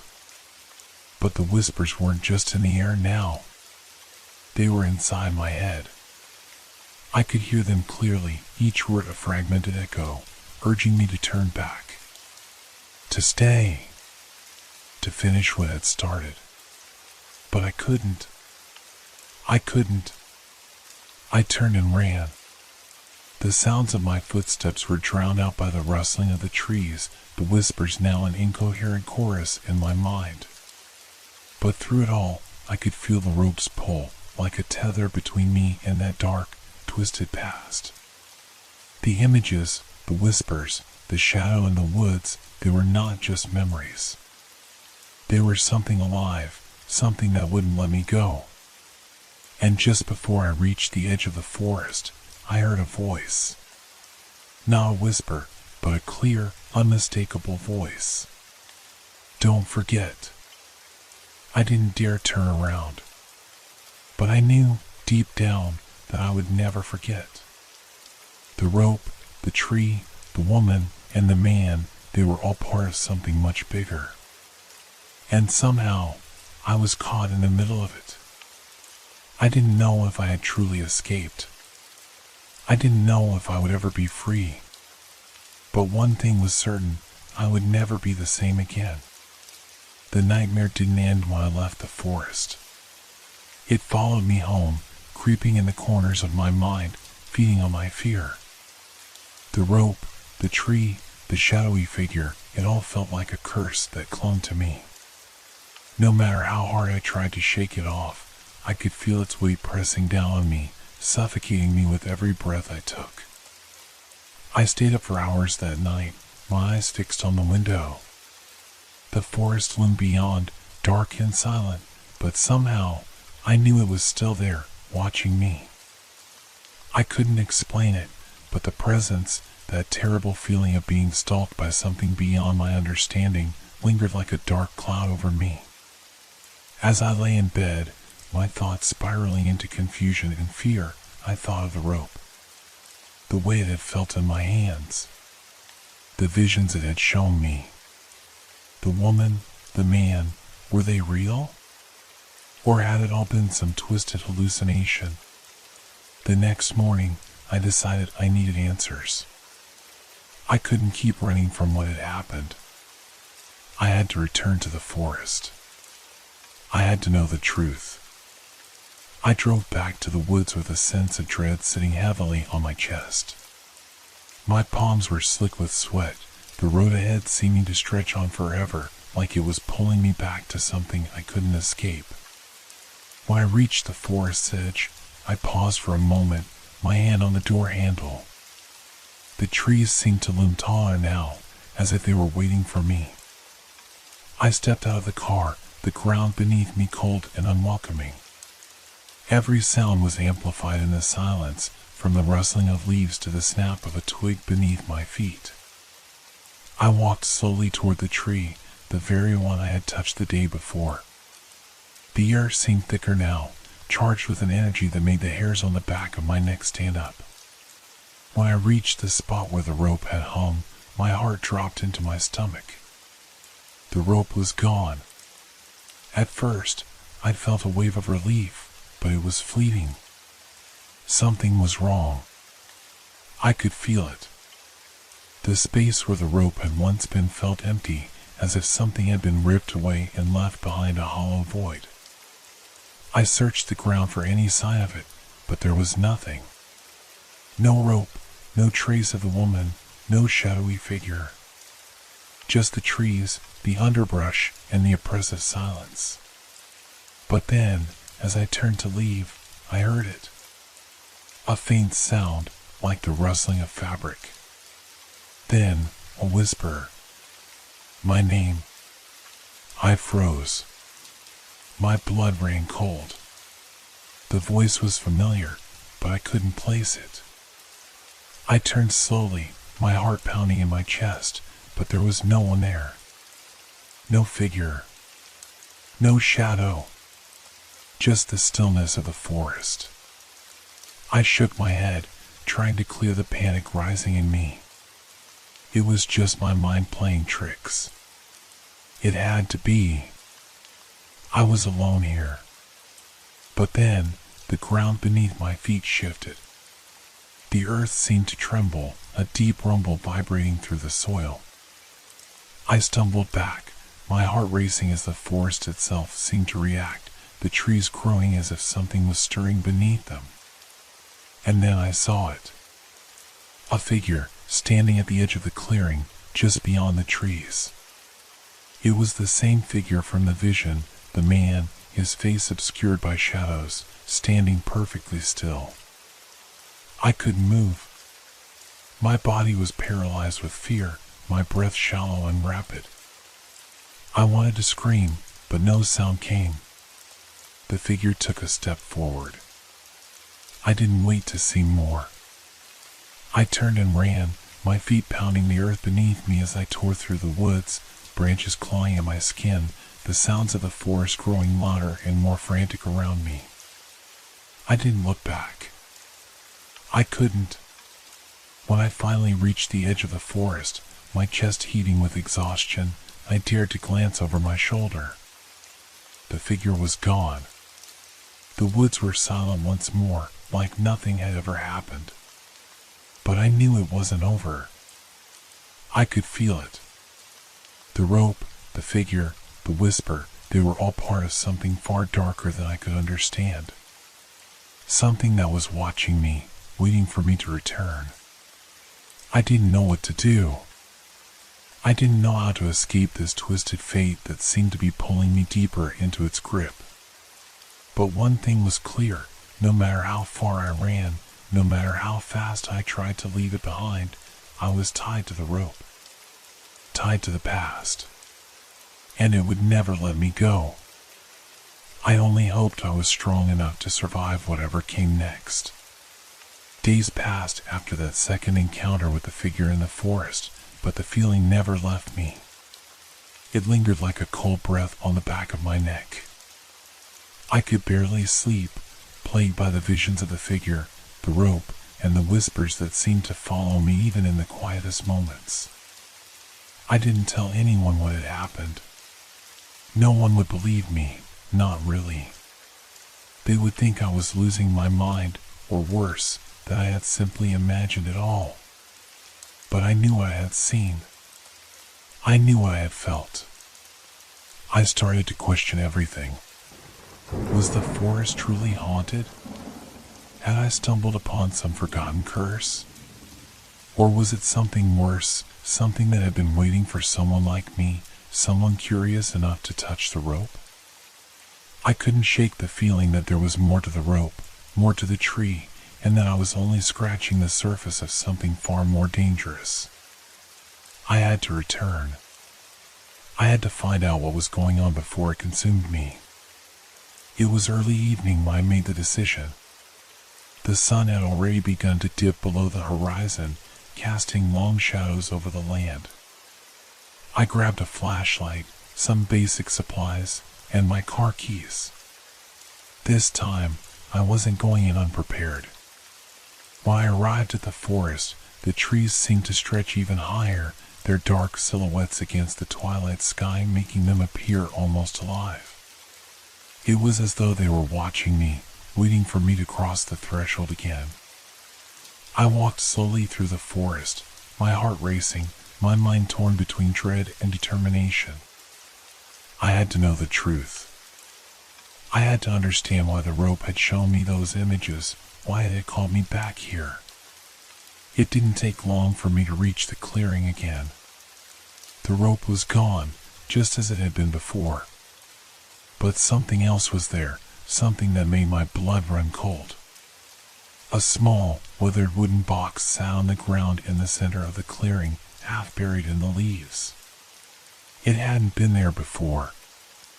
I approached it cautiously, my hand trembling as I reached down to touch it. The moment my fingers brushed against the box, the air around me seemed to shift. The temperature dropped, and a strange hum filled the air, like an electrical charge. I pulled the box open, and inside, I found something that made my stomach churn. A tattered, blood-stained piece of cloth, a broken locket, and, buried beneath them, an old photograph. I picked it up, my hand shaking as I stared at the faded image. It was a picture of a man and woman, their faces blurred by time, but their eyes were filled with a deep sadness that made my chest tighten. I knew the man in the photo. He was the figure I had seen in the woods. I turned the photograph over, my breath catching in my throat. There, written in faded ink, was a name, Elias Hawthorne. I had no idea who Elias Hawthorne was, but something about the name sent a chill through me. It was like I had heard it before, but where? Before I could think any further, I heard a sound. A snap of a twig. I froze. I turned slowly, scanning the shadows. The forest was eerily still. But then, from the corner of my eye, I saw it, a figure, standing at the edge of the clearing, just beyond the reach of my flashlight's beam. The figure was tall, cloaked in shadows, its face hidden. But I could feel its presence. It was the same man. The same figure. My heart pounded in my chest as I backed away from the box. I had to get out of there. I didn't care about the answers anymore. I just needed to leave. But as I turned to run, I heard the whisper again. "You shouldn't have come back," it said, the voice chilling in the night. The words echoed in my mind as I sprinted toward the edge of the forest, my breath ragged, my legs burning from the effort. I didn't stop running until I reached my car, my hands shaking so badly that I could barely get the keys in the ignition. I didn't look back. But even as I drove away, I couldn't shake the feeling that I wasn't alone. The shadow was still there, lurking just beyond my vision, waiting for the moment when I would return again. And I knew, no matter how hard I tried to escape, it wasn't over. It had only just begun. The next few days felt like a blur.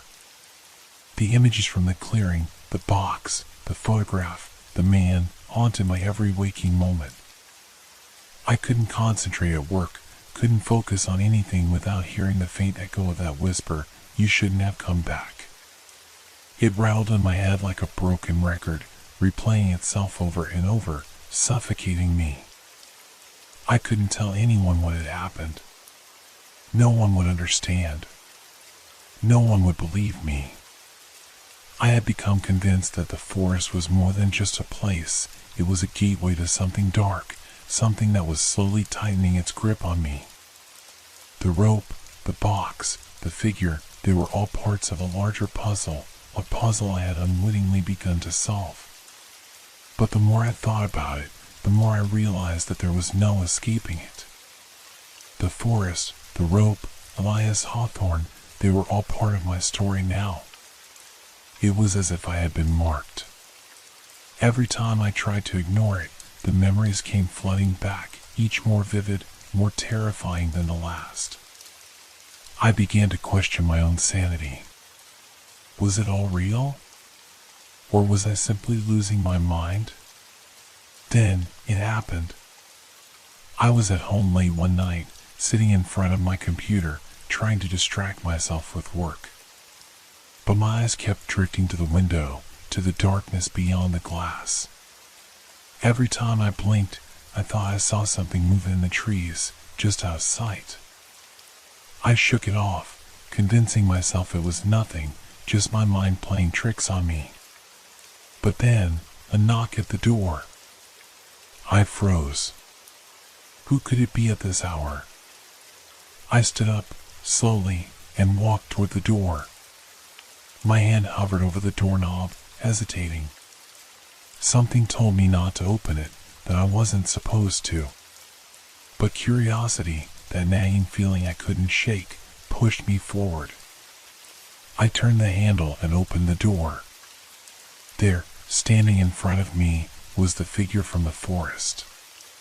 He was dressed in a long coat, his face shadowed by the brim of a wide hat. He was taller than I remembered, his presence looming over me like a dark cloud. I couldn't see his face, but I felt it, his eyes, cold and unblinking, piercing right through me. "Elias Hawthorne," I whispered, barely able to get the words out. He didn't respond, but I could feel the weight of his gaze. It was as if he knew I had been searching for him, as if he had been waiting for me to come to this moment. Slowly, he extended his hand, a long, pale finger pointing toward the distance. I didn't move, didn't speak. But his presence was overwhelming, and I could feel something pulling me toward the door, urging me to step outside, to follow him. "I've seen you in the woods," I said, my voice shaking. "I don't understand. What do you want from me?" There was no answer. Just the quiet sound of his breath, steady and unnerving. And then, just as suddenly as he had appeared, he was gone, vanishing into the night without a sound. I stood in the doorway, my mind racing, my heart pounding. Had I imagined it? Was it another hallucination brought on by my sleepless nights and growing fear? But when I turned to look at the spot where he had stood, I saw something that made my blood run cold. The rope. It was hanging from the tree just outside my window. I couldn't breathe. My hands trembled as I stared at it, the same familiar rope that had haunted my dreams, that had shown me those terrifying visions. It was as if it had been waiting for me, waiting to call me back. I didn't know how, but I knew I had to go back to the forest. I couldn't run anymore. I had to face whatever it was that had been following me. If I didn't, I feared it would consume me completely. The darkness was closing in, and I couldn't escape. The rope in the tree had woven itself into my life, And now, it was time to unravel the mystery, to face the truth, and to find out what Elias Hawthorne had to do with it all. I gathered my things, my jacket, my flashlight, the only tools I thought I might need, and made my way out the door. As I walked through the night, the whispers began again. You shouldn't have come back. But I had no choice. The forest was waiting. The rope was waiting. And now, so was Elias Hawthorne.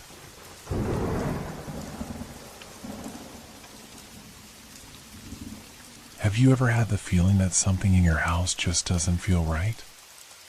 That strange sensation when everything seems ordinary, yet something subtle is off?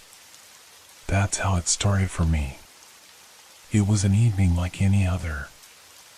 I was sitting in my room, scrolling through my phone, the light from my lamp casting long shadows across the walls. I looked up at the closet door, as I often did when my mind wandered. Something about it had always unsettled me, but I never gave it much thought. It was just a closet, right? Just a part of the room.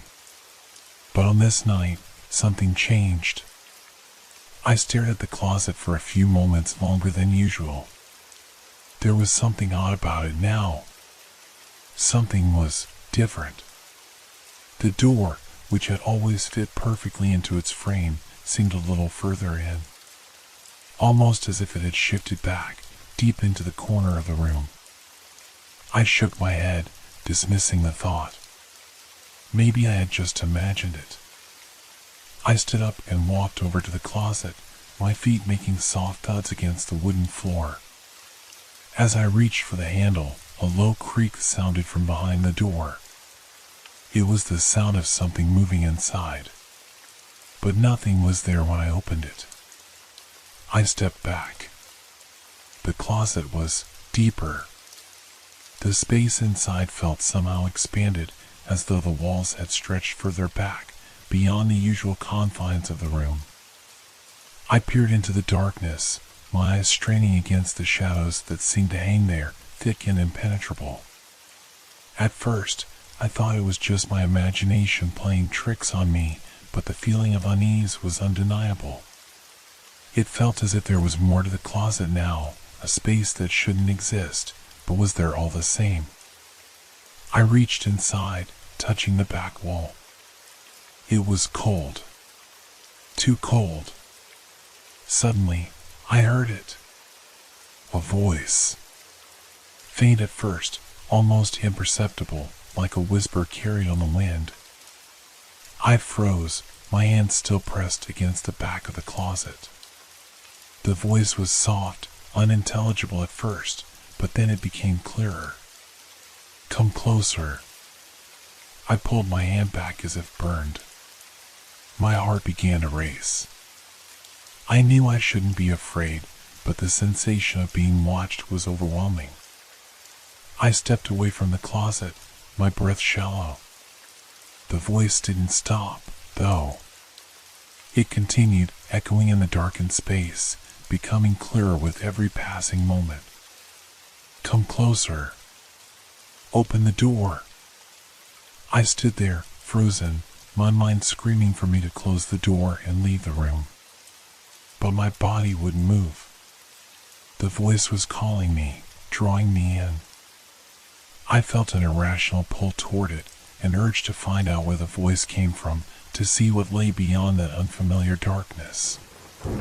I didn't know how long I stood there, the door open before me, the voice continuing to call. But finally, I managed to turn away, slamming the closet door shut with a loud thud. The sound echoed through the room, and the voice ceased instantly, as if it had never been there at all. But that night, I couldn't shake the feeling that something had changed. The room felt different now, more oppressive, the shadows deeper, more consuming. The air in the room had thickened, as if the space itself had grown heavier with an invisible presence. I tried to sleep, but the unease lingered. Every time I closed my eyes, I felt a weight on my chest, like something was watching me from the darkness of my room, just beyond the edge of my vision. I kept thinking about that voice, the one that called me from the closet. The next morning, I tried to forget about it. I went about my day, tried to ignore the creeping suspicion that something was wrong. But when I returned home, I found that the closet had changed again. It was deeper still. And this time, there was a door inside. A small, old wooden door set in the back wall of the closet. The same deep, dark wood as the closet itself, but it was unmistakable. And just like before, the voice called out from the other side. "Come in. Open the door." I took a step back, my breath catching in my throat. I should have ignored it. I should have slammed the closet door shut, locked it, and never looked back.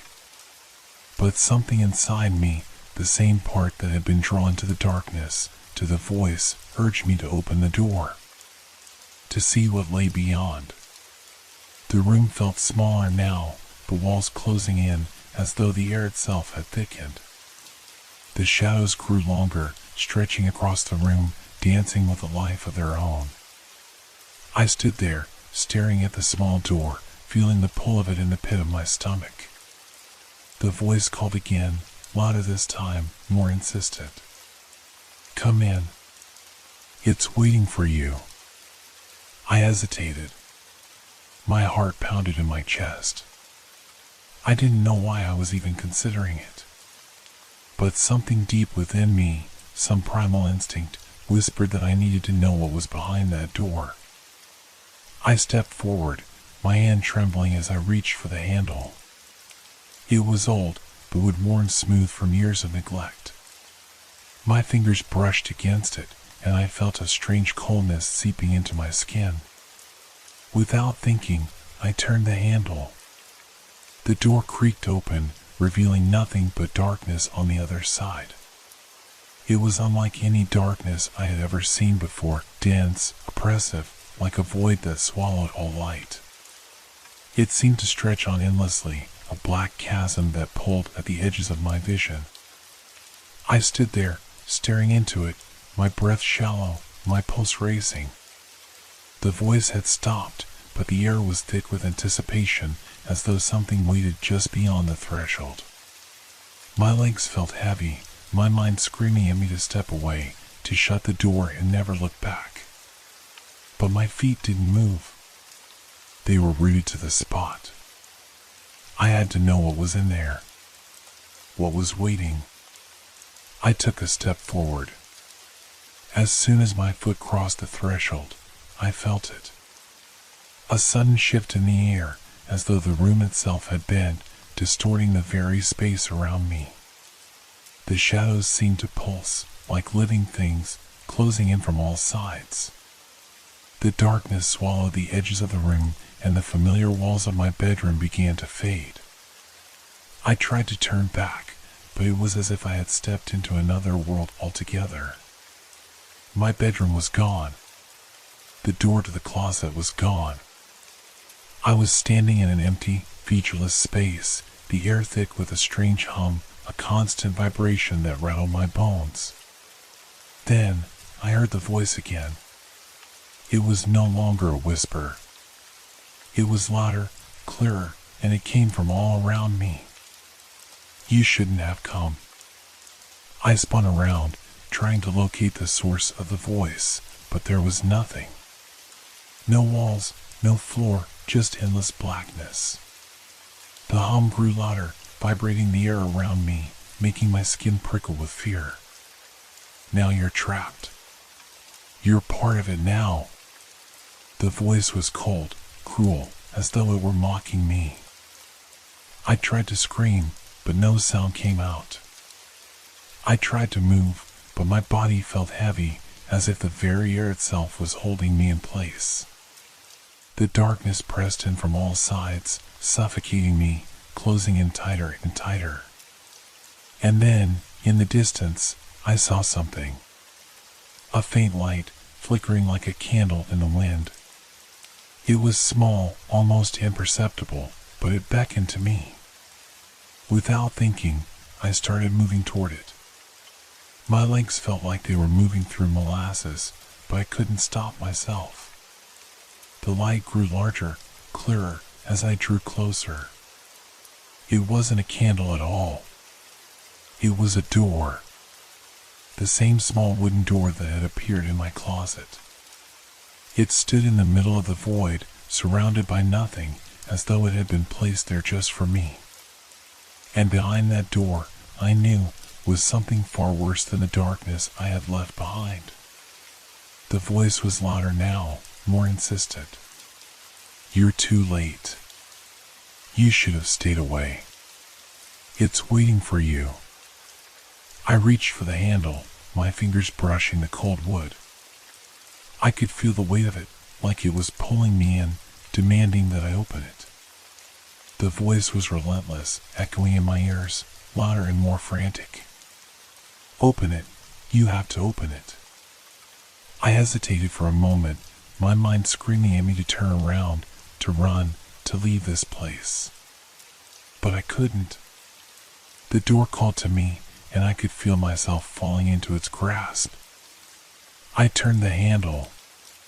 The door creaked open, and I stepped through. As soon as I crossed the threshold, the world shifted. The air felt denser here, colder, like I had walked into a place where time itself had no power.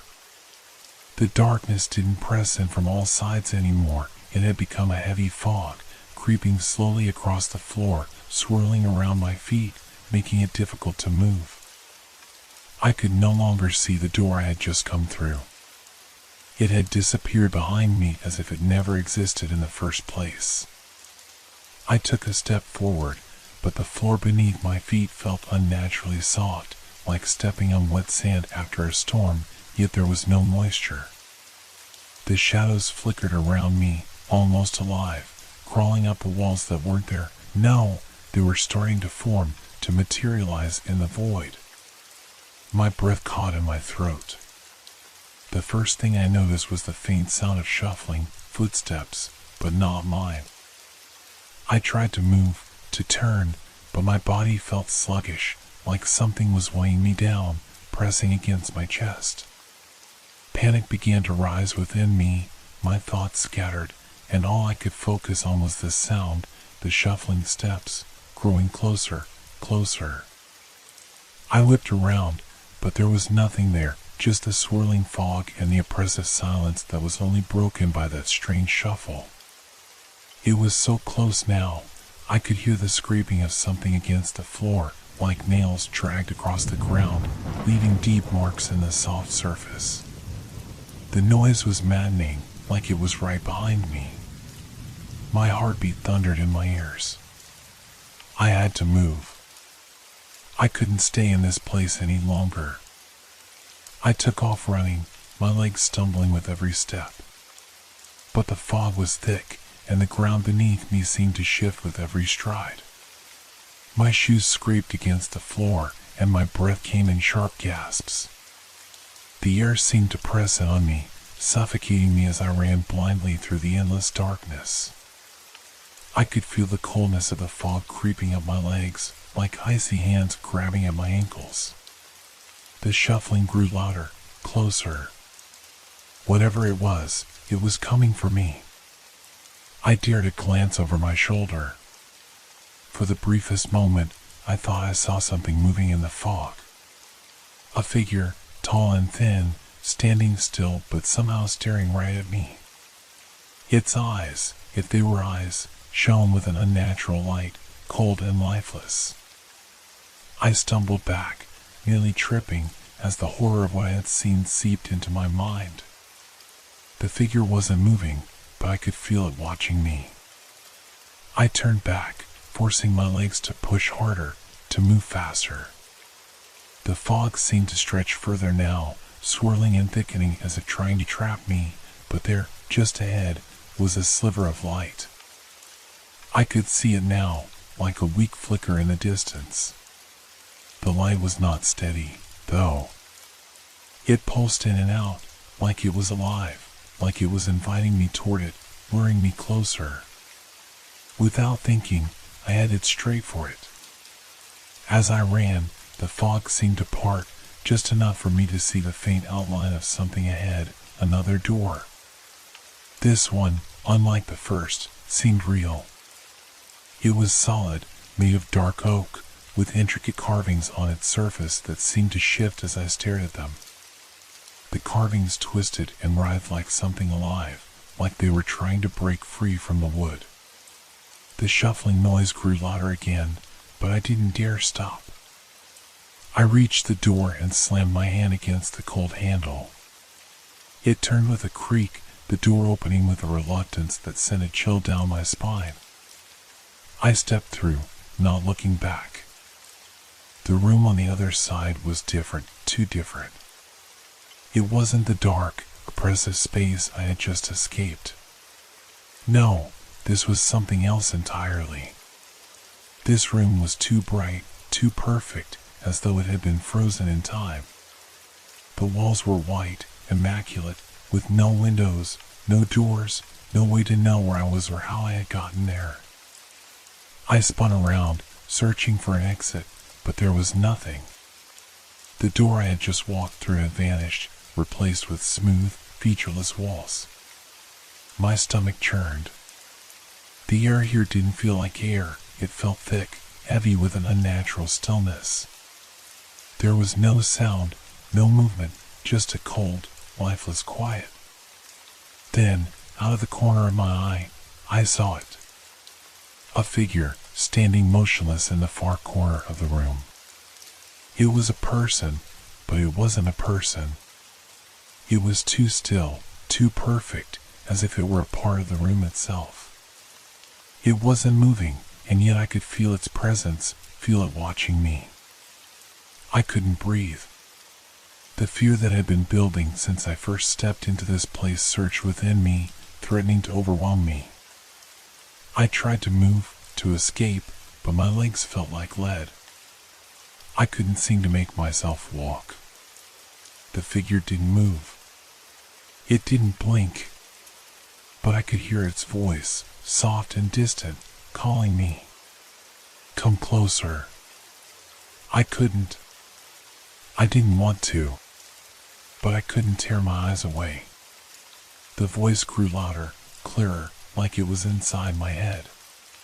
It wasn't a voice of comfort or calm, it was sharp, insistent, like a whisper that echoed through every fiber of my being. The hairs on the back of my neck stood up, and every instinct in me screamed to run, to get away. But I couldn't move. My feet were frozen to the spot, my body unwilling to obey me. The figure in the corner remained perfectly still. But its eyes, if they could be called eyes, were now fixed on me, burning through me with a force that made my heart race. Those eyes, dark as the void, had a presence of their own, pulling me in, drawing me closer to them as if they knew me, knew everything about me. Why are you so afraid? The voice asked, the words soft but impossible to ignore. I wanted to scream, to shout, to tell it to stop, but my throat was tight, my breath shallow. The fear was paralyzing, suffocating me, and the longer I stood there, the more I felt like I was losing myself. Like this room, this space, was slowly erasing who I was. The figure didn't move, but its eyes continued to watch me, and the silence in the room became deafening. Then, without warning, the floor beneath me trembled slightly. I could feel the vibrations moving through my feet, subtle at first, but they grew stronger, more pronounced, like something massive was moving under the surface, just waiting to break free. I forced myself to take a step back, finally breaking the paralysis that had held me captive. I needed to escape, needed to get out of this room, away from the figure, from the voice, from the overwhelming sense of dread that filled the air. But the moment I turned, the door I had entered through was gone. Vanished, like the last shred of hope I had clung to. Panic surged through me as I pounded my fist against the walls, my breath coming in ragged gasps. There was no way out. No way back. I was trapped. And then I heard the voice again, this time closer, as if it were right behind me. You can never leave.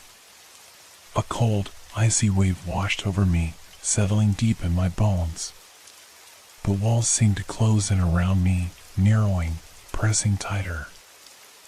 I could feel the room itself shifting, distorting, like it was alive, like it was reacting to my fear. Suddenly, there was a sound. A deep, resonant hum, like a machine winding up, followed by a low, guttural growl. My body stiffened, every muscle tense, every nerve firing at once. The noise was coming from the walls, from the floor, from the very air. It was getting louder, closer, like something was about to break free, something horrible, something ancient. I turned to face the corner where the figure had stood, but it was no longer there. Instead, the corner was empty, but the shadows seemed to stretch toward me, reaching, crawling along the floor like tendrils of darkness. I stepped back, my foot catching on something, a small object on the floor, just out of my view. I looked down, and my stomach dropped. It was a key. A small, old-fashioned key, rusted and worn, as though it had been there for ages. I hesitated, staring at it, unsure whether I should touch it, whether I should take it. But as I stared, I heard the hum again, louder, more insistent. The sound was beginning to overwhelm everything else. The shadows were closing in faster now, and the growling noise from the walls was growing deafening. Without thinking, I reached down and grabbed the key. The moment my fingers touched it, a flash of light erupted from the floor, blinding me. The room shook violently, as if the entire space was being torn apart. The shadows recoiled, the figure reappearing for a split second before it dissolved into the blinding light. My body was thrown backward, slamming into the ground. When the light faded, I was no longer in the room. I was back in my own bedroom. The door to the closet was wide open, and the air was still. The key I had grabbed was in my hand, but the figure, the voice, the darkness, everything was gone. The fog had lifted, and the only sound in the room was the steady tick of the clock on the wall. Everything seemed normal, too normal. But the fear still clung to me, lingering, waiting. I dropped the key to the floor. It landed with a soft clink, rolling away to the far corner of the room. But as I looked up at the closet door, I saw something that made my blood run cold. The door was slowly closing on its own. And in the space beyond, just behind the crack of the closing door, a pair of glowing eyes watched me from the dark. My heart stopped as I watched the door inch closer, the darkness beyond it growing thicker. I could see the eyes, those same eyes from the shadows of the room. They were fixed on me, unblinking, as if they were waiting, watching, calculating. A cold sweat broke out on my skin. I could feel it now, the oppressive weight of the room closing in on me. The walls felt tighter, the air thinner, and with each second, the door continued to move. Slowly, relentlessly, as if the room was alive and intent on trapping me inside. I wanted to run. My mind screamed at me to run, to escape while I still could. But my legs were like stone, rooted to the floor, and my body refused to move. I felt like a spectator in my own nightmare. The eyes, now clearer, more distinct, remained locked on mine, piercing through the darkness with an intensity that was suffocating. They weren't just watching me anymore, they were part of me, a reflection of the terror I felt deep inside. I could hear their call, not with my ears, but in the very fabric of my thoughts. Come closer. The voice echoed in my mind again, deeper this time. Its tone was no longer pleading, it was demanding. It was the same voice that had haunted me in the closet before, but now it was stronger, more powerful, almost as if it had gained control over me. My pulse quickened, and I tried to take a step backward, but the floor beneath me felt like it was shifting, warping. I couldn't find solid ground. The shadows seemed to move with me, following my every motion, stretching and recoiling like living creatures, waiting for me to make a mistake. I glanced back at the key on the floor. It lay motionless, as if it had no meaning anymore. But I knew it was connected to this, to whatever force was pulling me toward that door. My eyes shot back to the closet, to the eyes that glowed menacingly in the darkness beyond. I couldn't let it close. Not again. With a surge of panic, I pushed forward, my legs finally obeying my commands. My feet carried me toward the door, and I reached for the handle, my hand shaking as I gripped it. The cold metal sent a shock of ice through my fingers. I pulled, but the door wouldn't budge.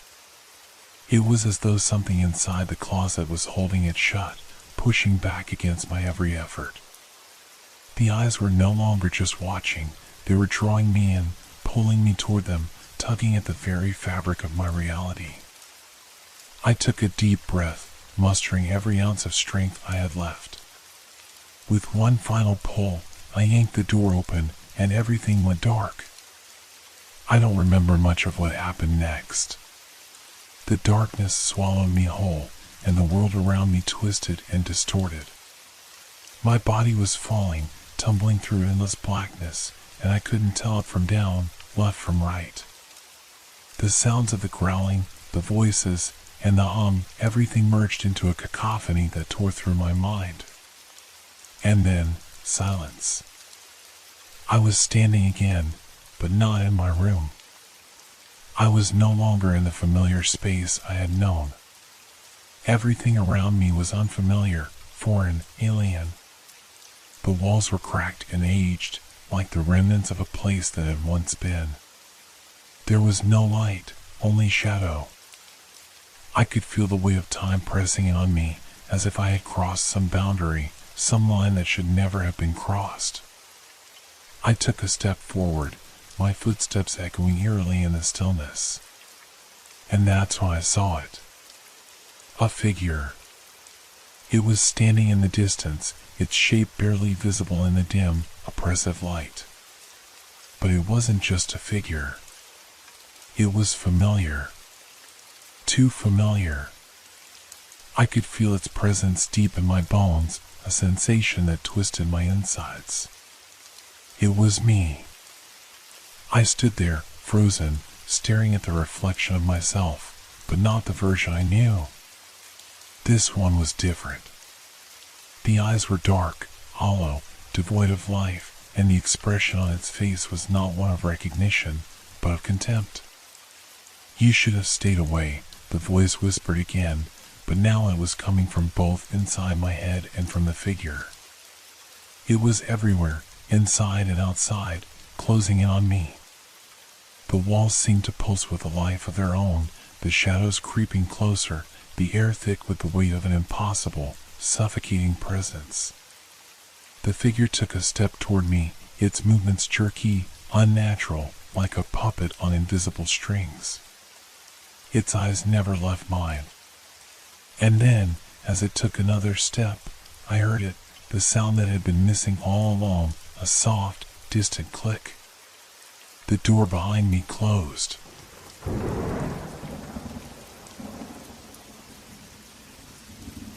Have you ever bought something that you instantly regretted? Something that seemed harmless at first, but over time, it became a part of your life in a way you never expected?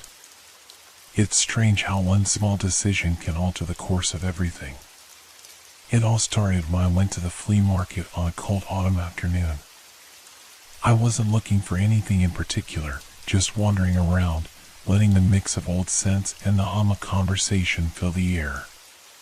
But then I saw it, a painting, old and worn, hanging on a crooked stand. The brush strokes were rough, the colors faded, but something about it caught my attention.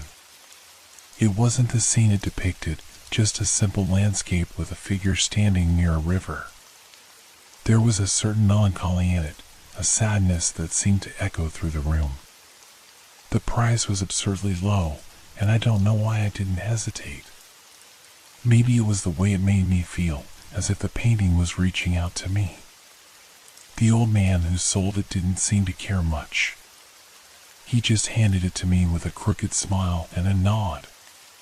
When I got home and set the painting on my wall, I felt uneasy, but I dismissed it as nothing. It was just an old painting, nothing more.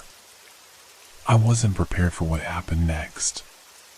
That evening, after I turned off the lights, I sat down to read. The room was quiet, save for the soft crackle of the fire. But then I noticed something, a shift. The shadow of the figure in the painting had changed. At first, I thought it was my eyes playing tricks on me, but it was too distinct. The figure, which had once stood still, now seemed to be moving just slightly. The shadows under its feet shifted, like it was stepping forward. I couldn't take my eyes off it. It was subtle, almost imperceptible, but I knew something was wrong. I got up, trying to convince myself it was just the light. Maybe the fire's glow was casting strange shadows. But no, the figure was moving, there was no mistaking it. The chill that ran down my spine wasn't from the cold. I moved closer to the painting, my breath catching in my throat.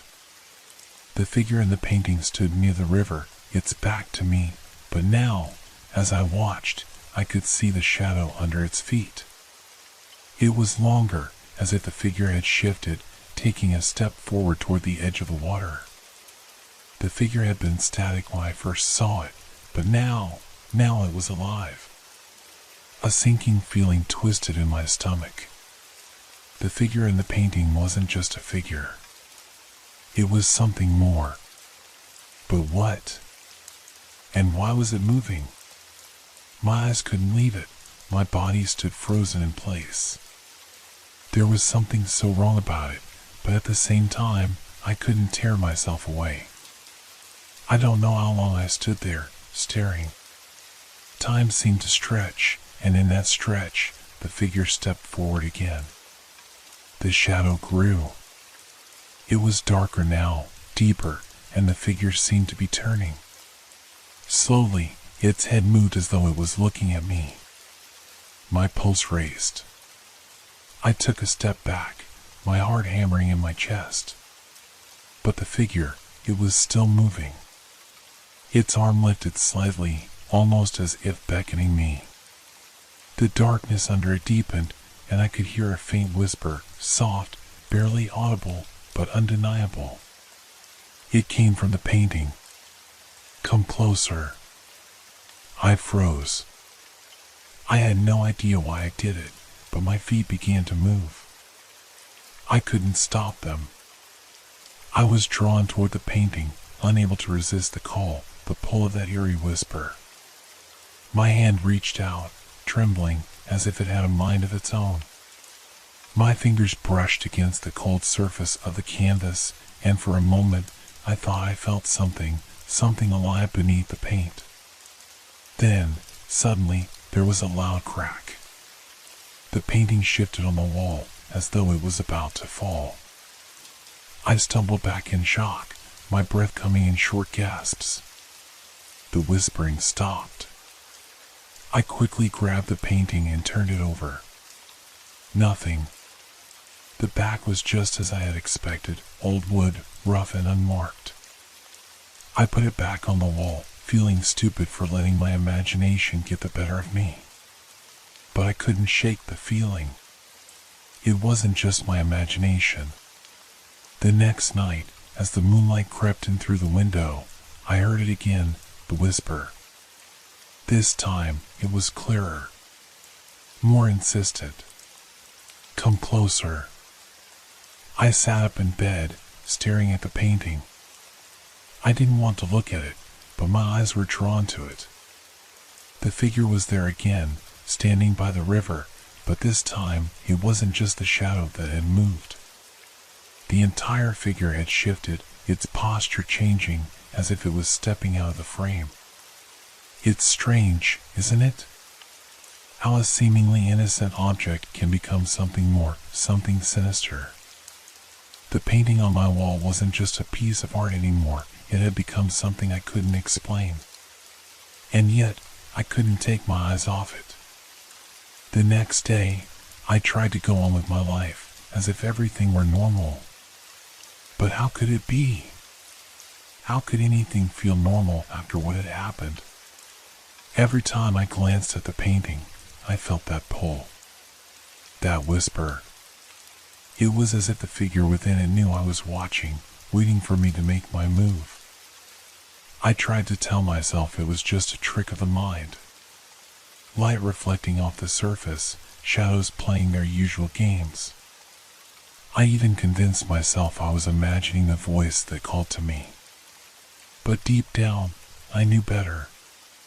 The whispers weren't just in my head. That night, as the house settled into the usual silence, I sat in my living room, trying to read. My fingers slid over the pages of a book, but my mind wasn't on the words. I couldn't concentrate.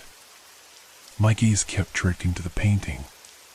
The figure was still there, standing near the river. But something had changed. The figure wasn't static anymore. No, it was alive. It had shifted again, as though the person in the painting had moved ever so slightly. The shadow stretched longer, reaching toward the water. I felt a chill run through me, though the room was warm. The whisper came again, louder this time, clearer. Come closer. It was as if the figure was inviting me to step into the painting, to join it in whatever world it came from. I couldn't tear my eyes away, even though I knew it was wrong. I had to look. I had to know. I pushed myself off the couch, my legs trembling. My heart pounded in my chest as I took a hesitant step toward the painting. The room felt suffocating now, the air thick and heavy. My breath echoed in the silence as I moved closer. When I reached the wall, I stood there, staring at the figure. Its face was obscured in shadow, but I could feel its gaze, its presence. The movement in the shadows was subtle, yet unmistakable. The figure's hand twitched. The faintest of motions, but enough to send a wave of cold panic through me. I reached out with shaking fingers, my hand drawn to the canvas like a magnet. But just as my fingertips grazed the surface, the room seemed to shift. The floor beneath me felt unstable, as if the very foundation of my house was trembling. A deep, low hum filled the air. I yanked my hand away, stumbling back. The hum grew louder, almost deafening, and the shadows in the painting swirled and shifted in a way that didn't make sense. The figure, once still, now appeared to be leaning toward me. Its body bent at impossible angles, as though the laws of nature no longer applied within the confines of that frame. I gasped, backing away from the wall. My mind raced. This couldn't be real. This couldn't be happening. But the painting, its presence, was undeniable. The whispers in my ears grew louder, more frantic, as if the figure was urging me to act, to join it. To step through that cursed canvas and into whatever nightmare lay beyond it. Stop, I whispered to myself, the words trembling from my lips. But my body didn't obey. I couldn't control it. Slowly, I reached out again, but this time, my hand hovered just inches above the surface of the painting. The temperature in the room had dropped, and I could see my breath in the air. The shadows in the painting seemed to stretch and pulse, as if they were alive, as if they were beckoning me. Suddenly, I felt a hand on my shoulder. I spun around, my heart leaping into my throat, but there was no one there. The room was empty, silent, except for the whispering. Come closer. I looked back at the painting, my body frozen in terror. The figure was still there, but it wasn't just a figure anymore. The shadow beneath it was growing, thickening, as if it was crawling out of the frame. The faintest outline of a hand extended from the canvas, reaching toward me. I couldn't breathe. I staggered backward, knocking over a lamp. The crash echoed in the room, but it barely registered in my mind. I couldn't take my eyes off the painting. It was alive now. No longer just an image. The shadows had moved. The figure had come to life, and it was reaching out for me. The whispers grew louder, and I felt something else, something darker, clawing at the edges of my mind. Come closer. The voice was no longer distant. It was inside my head, inside my skin, crawling under my nails. It was no longer asking. It was demanding. I ran. I didn't stop to think. I just ran. Out of the room, out of the house. My heart pounded in my chest, my legs moving on their own. But even as I fled, I could hear it. The whispers. Louder now. Closer. And the figure, still there, in the painting, watching. Moving. It hadn't finished with me yet. I didn't stop running until I was outside, standing in the cold, crisp air. The night felt endless, and the stars overhead were like pinpricks in a black canvas. My breath came in sharp, frantic bursts, and I could feel my heart racing in my chest. I looked back at the house, half expecting to see some kind of shadow following me out, but the building stood silent, its windows dark. I didn't know what I expected to happen. I didn't know what to do next. The whispers were still ringing in my ears, echoing with the same maddening urgency, urging me to go back. But I couldn't. I couldn't even bring myself to look at the house again. I took a few shaky steps away, but my mind kept drifting back to the painting, to the figure inside it. The image, the shadows, the voice, it was all too much. How could something as simple as a painting have this effect on me? How could something so ordinary, so harmless, turn into a nightmare? The more I thought about it, the more confused I became. I had to get back to the house. I had to find out what was happening. I couldn't just leave it. I couldn't let whatever that thing was, whatever was inside that painting, win. The fear, though unbearable, had sparked something in me, a desperate need to understand, to stop it before it consumed me completely. I turned back toward the house, my feet heavy as if the earth itself was trying to hold me back. It was impossible to ignore the chill in the air, and the further I walked, the more it felt as though the darkness was closing in around me. As I reached the front door, I hesitated. The house seemed quieter now. No hums. No whispers. Just silence. The same silence I had left behind, but somehow it felt wrong. Like the quiet before a storm. I stepped inside, the door creaking closed behind me with an unnerving finality. The smell of old wood and dust filled the air, and the house seemed still. Too still. I made my way slowly to the living room. The painting was still there, hanging on the wall just as I had left it. The figure, frozen in place, no longer seemed to be moving. But the shadows were different. They were darker, more pronounced. The soft light from the lamp I had knocked over earlier flickered uncertainly, casting strange, elongated shadows across the floor. I felt it again, the tug. The pull. The voice, distant but so close at the same time. Come closer. I stepped toward the painting, my legs heavy with fear. My breath hitched as my hand, against my will, reached out once more toward the canvas. It was as if the painting itself was calling me, pulling me closer. But then, something shifted. The shadows in the painting began to stir, moving like liquid darkness. The figure's posture changed. Its hand, which had once seemed immobile, now twitched as though it were trying to escape the confines of the canvas. I couldn't look away. I couldn't stop myself from reaching closer. The air in the room felt thick, suffocating. It was getting harder to breathe, as if the very atmosphere was being drained from my lungs. The whispers grew louder, now a cacophony of voices, overlapping and indistinguishable. But I could hear one word clearly: come. I was inches away from the painting now.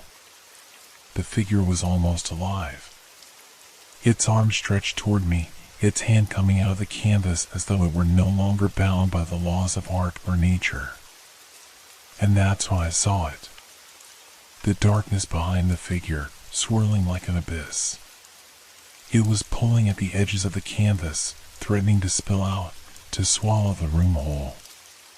The figure's face, hidden in shadow before, was now visible, a hollow, empty void. A blackness so deep it made my stomach churn. The figure was no longer human. It was something far worse.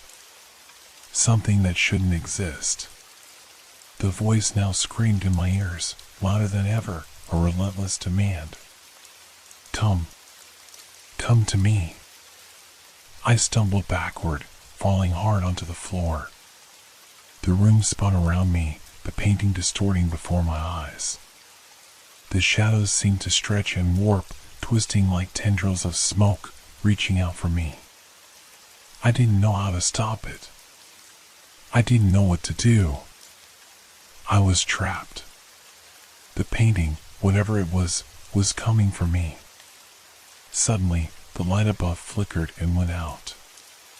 The room plunged into darkness, save for the faint, pulsing glow from the painting. The whispers had stopped. The silence was unbearable. And then, I heard it. A soft, almost imperceptible sound. A footstep. I froze. The painting was alive. The figure inside had moved beyond the frame. It was in the room with me. I couldn't see it in the dark, but I felt its presence. Felt the coldness of its being. And that was enough. It wasn't just a shadow.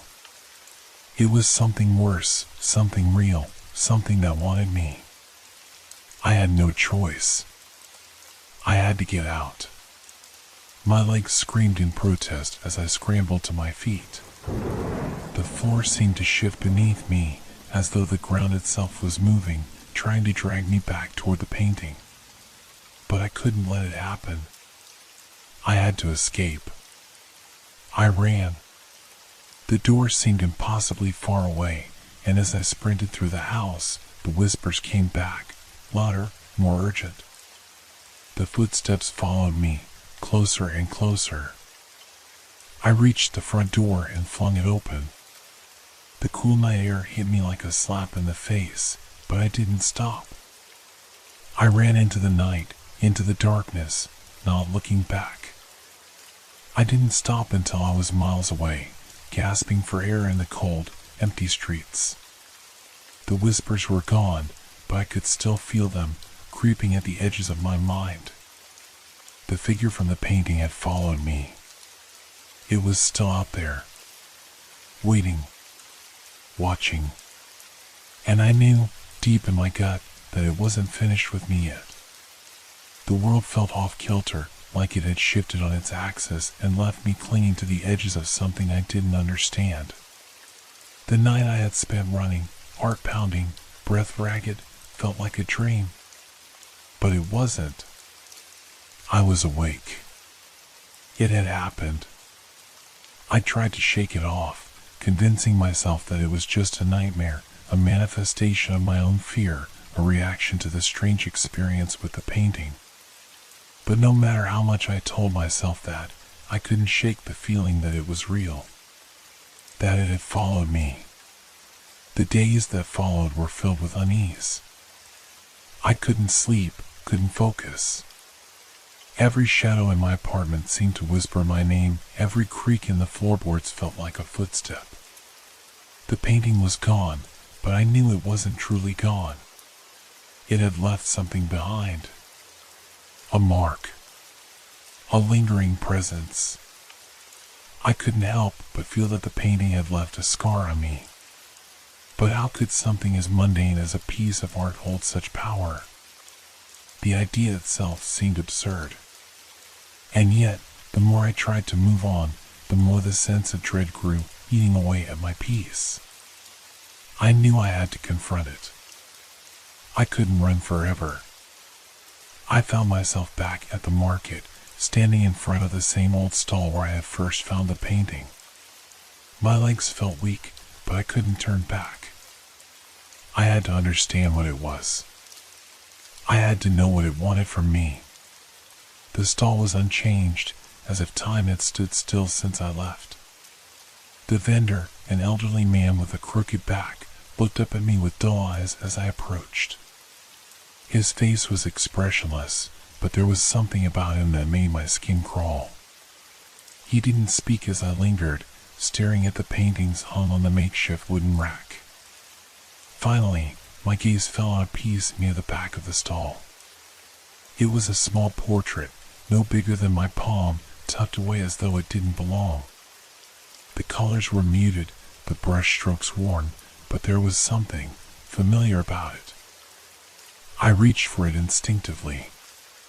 My fingers brushed the canvas, and for a brief moment, everything went silent. The air around me thickened. I knew what was about to happen before it even started.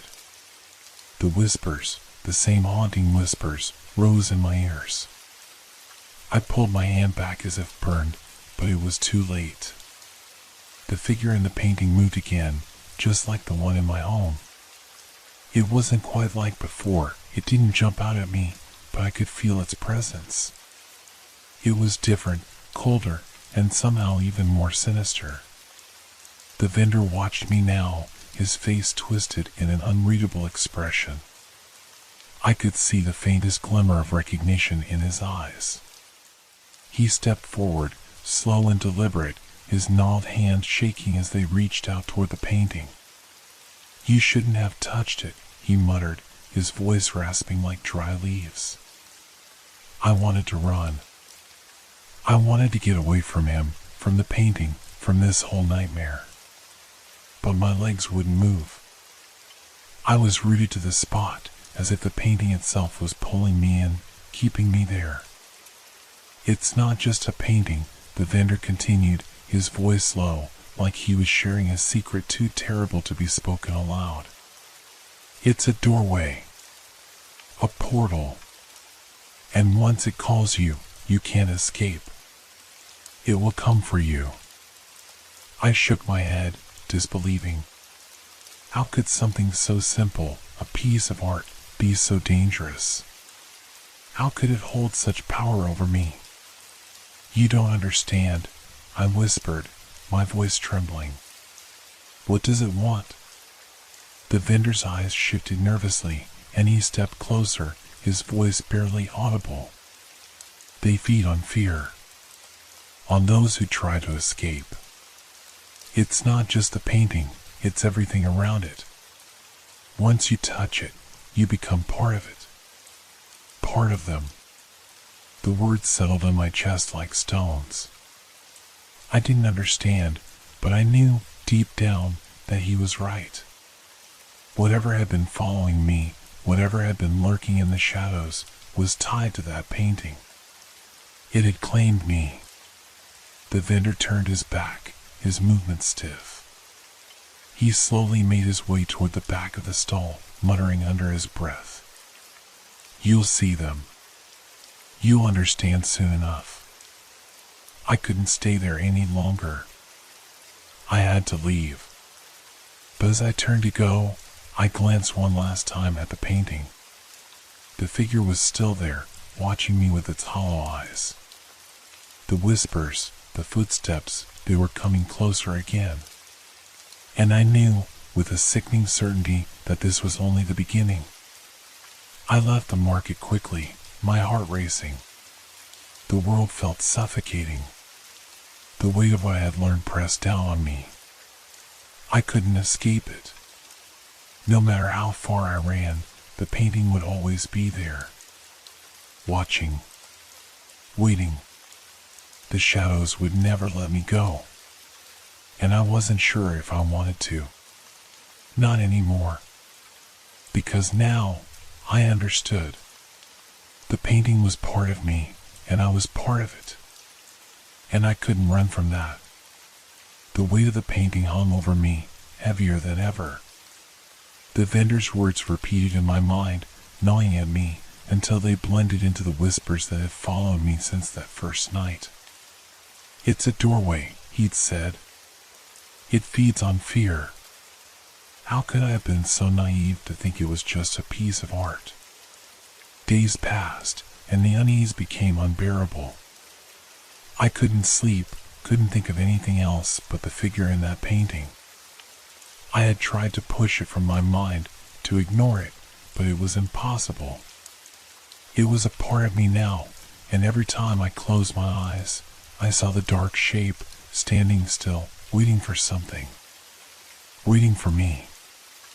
I moved around my apartment like a shadow of myself.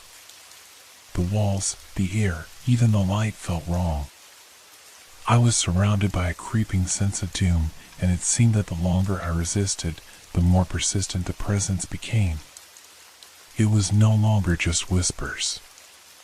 I could hear the rustle of cloth, the soft scrape of feet on the floor, the shiver of breath on the back of my neck. The more I tried to ignore it, the louder it got. That night, I found myself standing in front of the painting again. How had I gotten here? My feet had carried me, almost against my will, to the place where it all started. My hand, trembling, hovered just above the frame. I didn't want to touch it. I knew what would happen if I did. But my fingers moved of their own accord, and before I could stop them, I was in contact with the canvas again. The world shifted. The room blurred and darkened, the edges of the walls and furniture melting into shadows. The whispers grew louder, turning into something more, something tangible. My vision wavered as the figure in the painting stirred, slowly at first, then more rapidly. I could see it clearly now. It wasn't just a painted figure anymore. It was a man, or at least a form that resembled a man, but his features were twisted, distorted by something I couldn't comprehend. His eyes glowed a sickly yellow, his mouth stretched into a grin that was far too wide. He reached out from the canvas, his fingers moving like they were stretching across an unseen plane, pulling the space around him. I tried to pull away, but my body refused to obey. My fingers were stuck, glued to the canvas as if it was absorbing me, pulling me inside. I couldn't breathe, couldn't move. The figure in the painting came closer, his twisted form growing larger, more real. The room seemed to distort further, as if I were being sucked into it, becoming a part of it. Then, everything went black. I woke up on the floor, gasping for air, my body cold and slick with sweat. The room was silent again. I looked around, dazed, trying to understand what had just happened. The painting was gone. No longer hung on the wall, its empty space mocked me with its absence. But the air felt thick with something I couldn't name, a heaviness that clung to every corner. I stood up, heart racing, my mind reeling. The painting was gone, but the shadows remained. I could still feel them, lurking just beyond my vision, waiting, watching. The whispers hadn't stopped, and I could sense the figure's presence still, like a cold breath against the back of my neck. But what was worse, what I couldn't shake, was the feeling that it wasn't just the painting that had changed me. It was something inside of me now, a part of me I could never escape. I had touched it. I had let it in. And now it would never leave. The doorbell rang. I froze. The sound was sharp, like a knife cutting through the thick, oppressive silence. I didn't want to answer it. My heart beat wildly in my chest, and every fiber of my being screamed at me to run, to hide. But I couldn't move. The bell rang again, and something in me, something I couldn't control, forced my feet to move. Slowly, I made my way to the door. I knew what I would find on the other side. I could feel it in my bones. I opened the door. There was no one there. But the air smelled different, heavy, like damp earth and old paper. And then I saw it. The painting leaning against the doorframe as though it had always been there. The figure inside was staring at me, his eyes burning through the canvas. His grin widened. The whispers began again, but this time they weren't just whispers. They were words. Words that made sense. "Come closer," the voice said, not from the painting, but from within my own mind. "Come, and you will understand." And for the first time, I didn't want to run. I didn't want to hide. I stepped forward, reaching for the painting, knowing that once I did, there would be no turning back. The figure in the painting smiled. And then I stepped inside.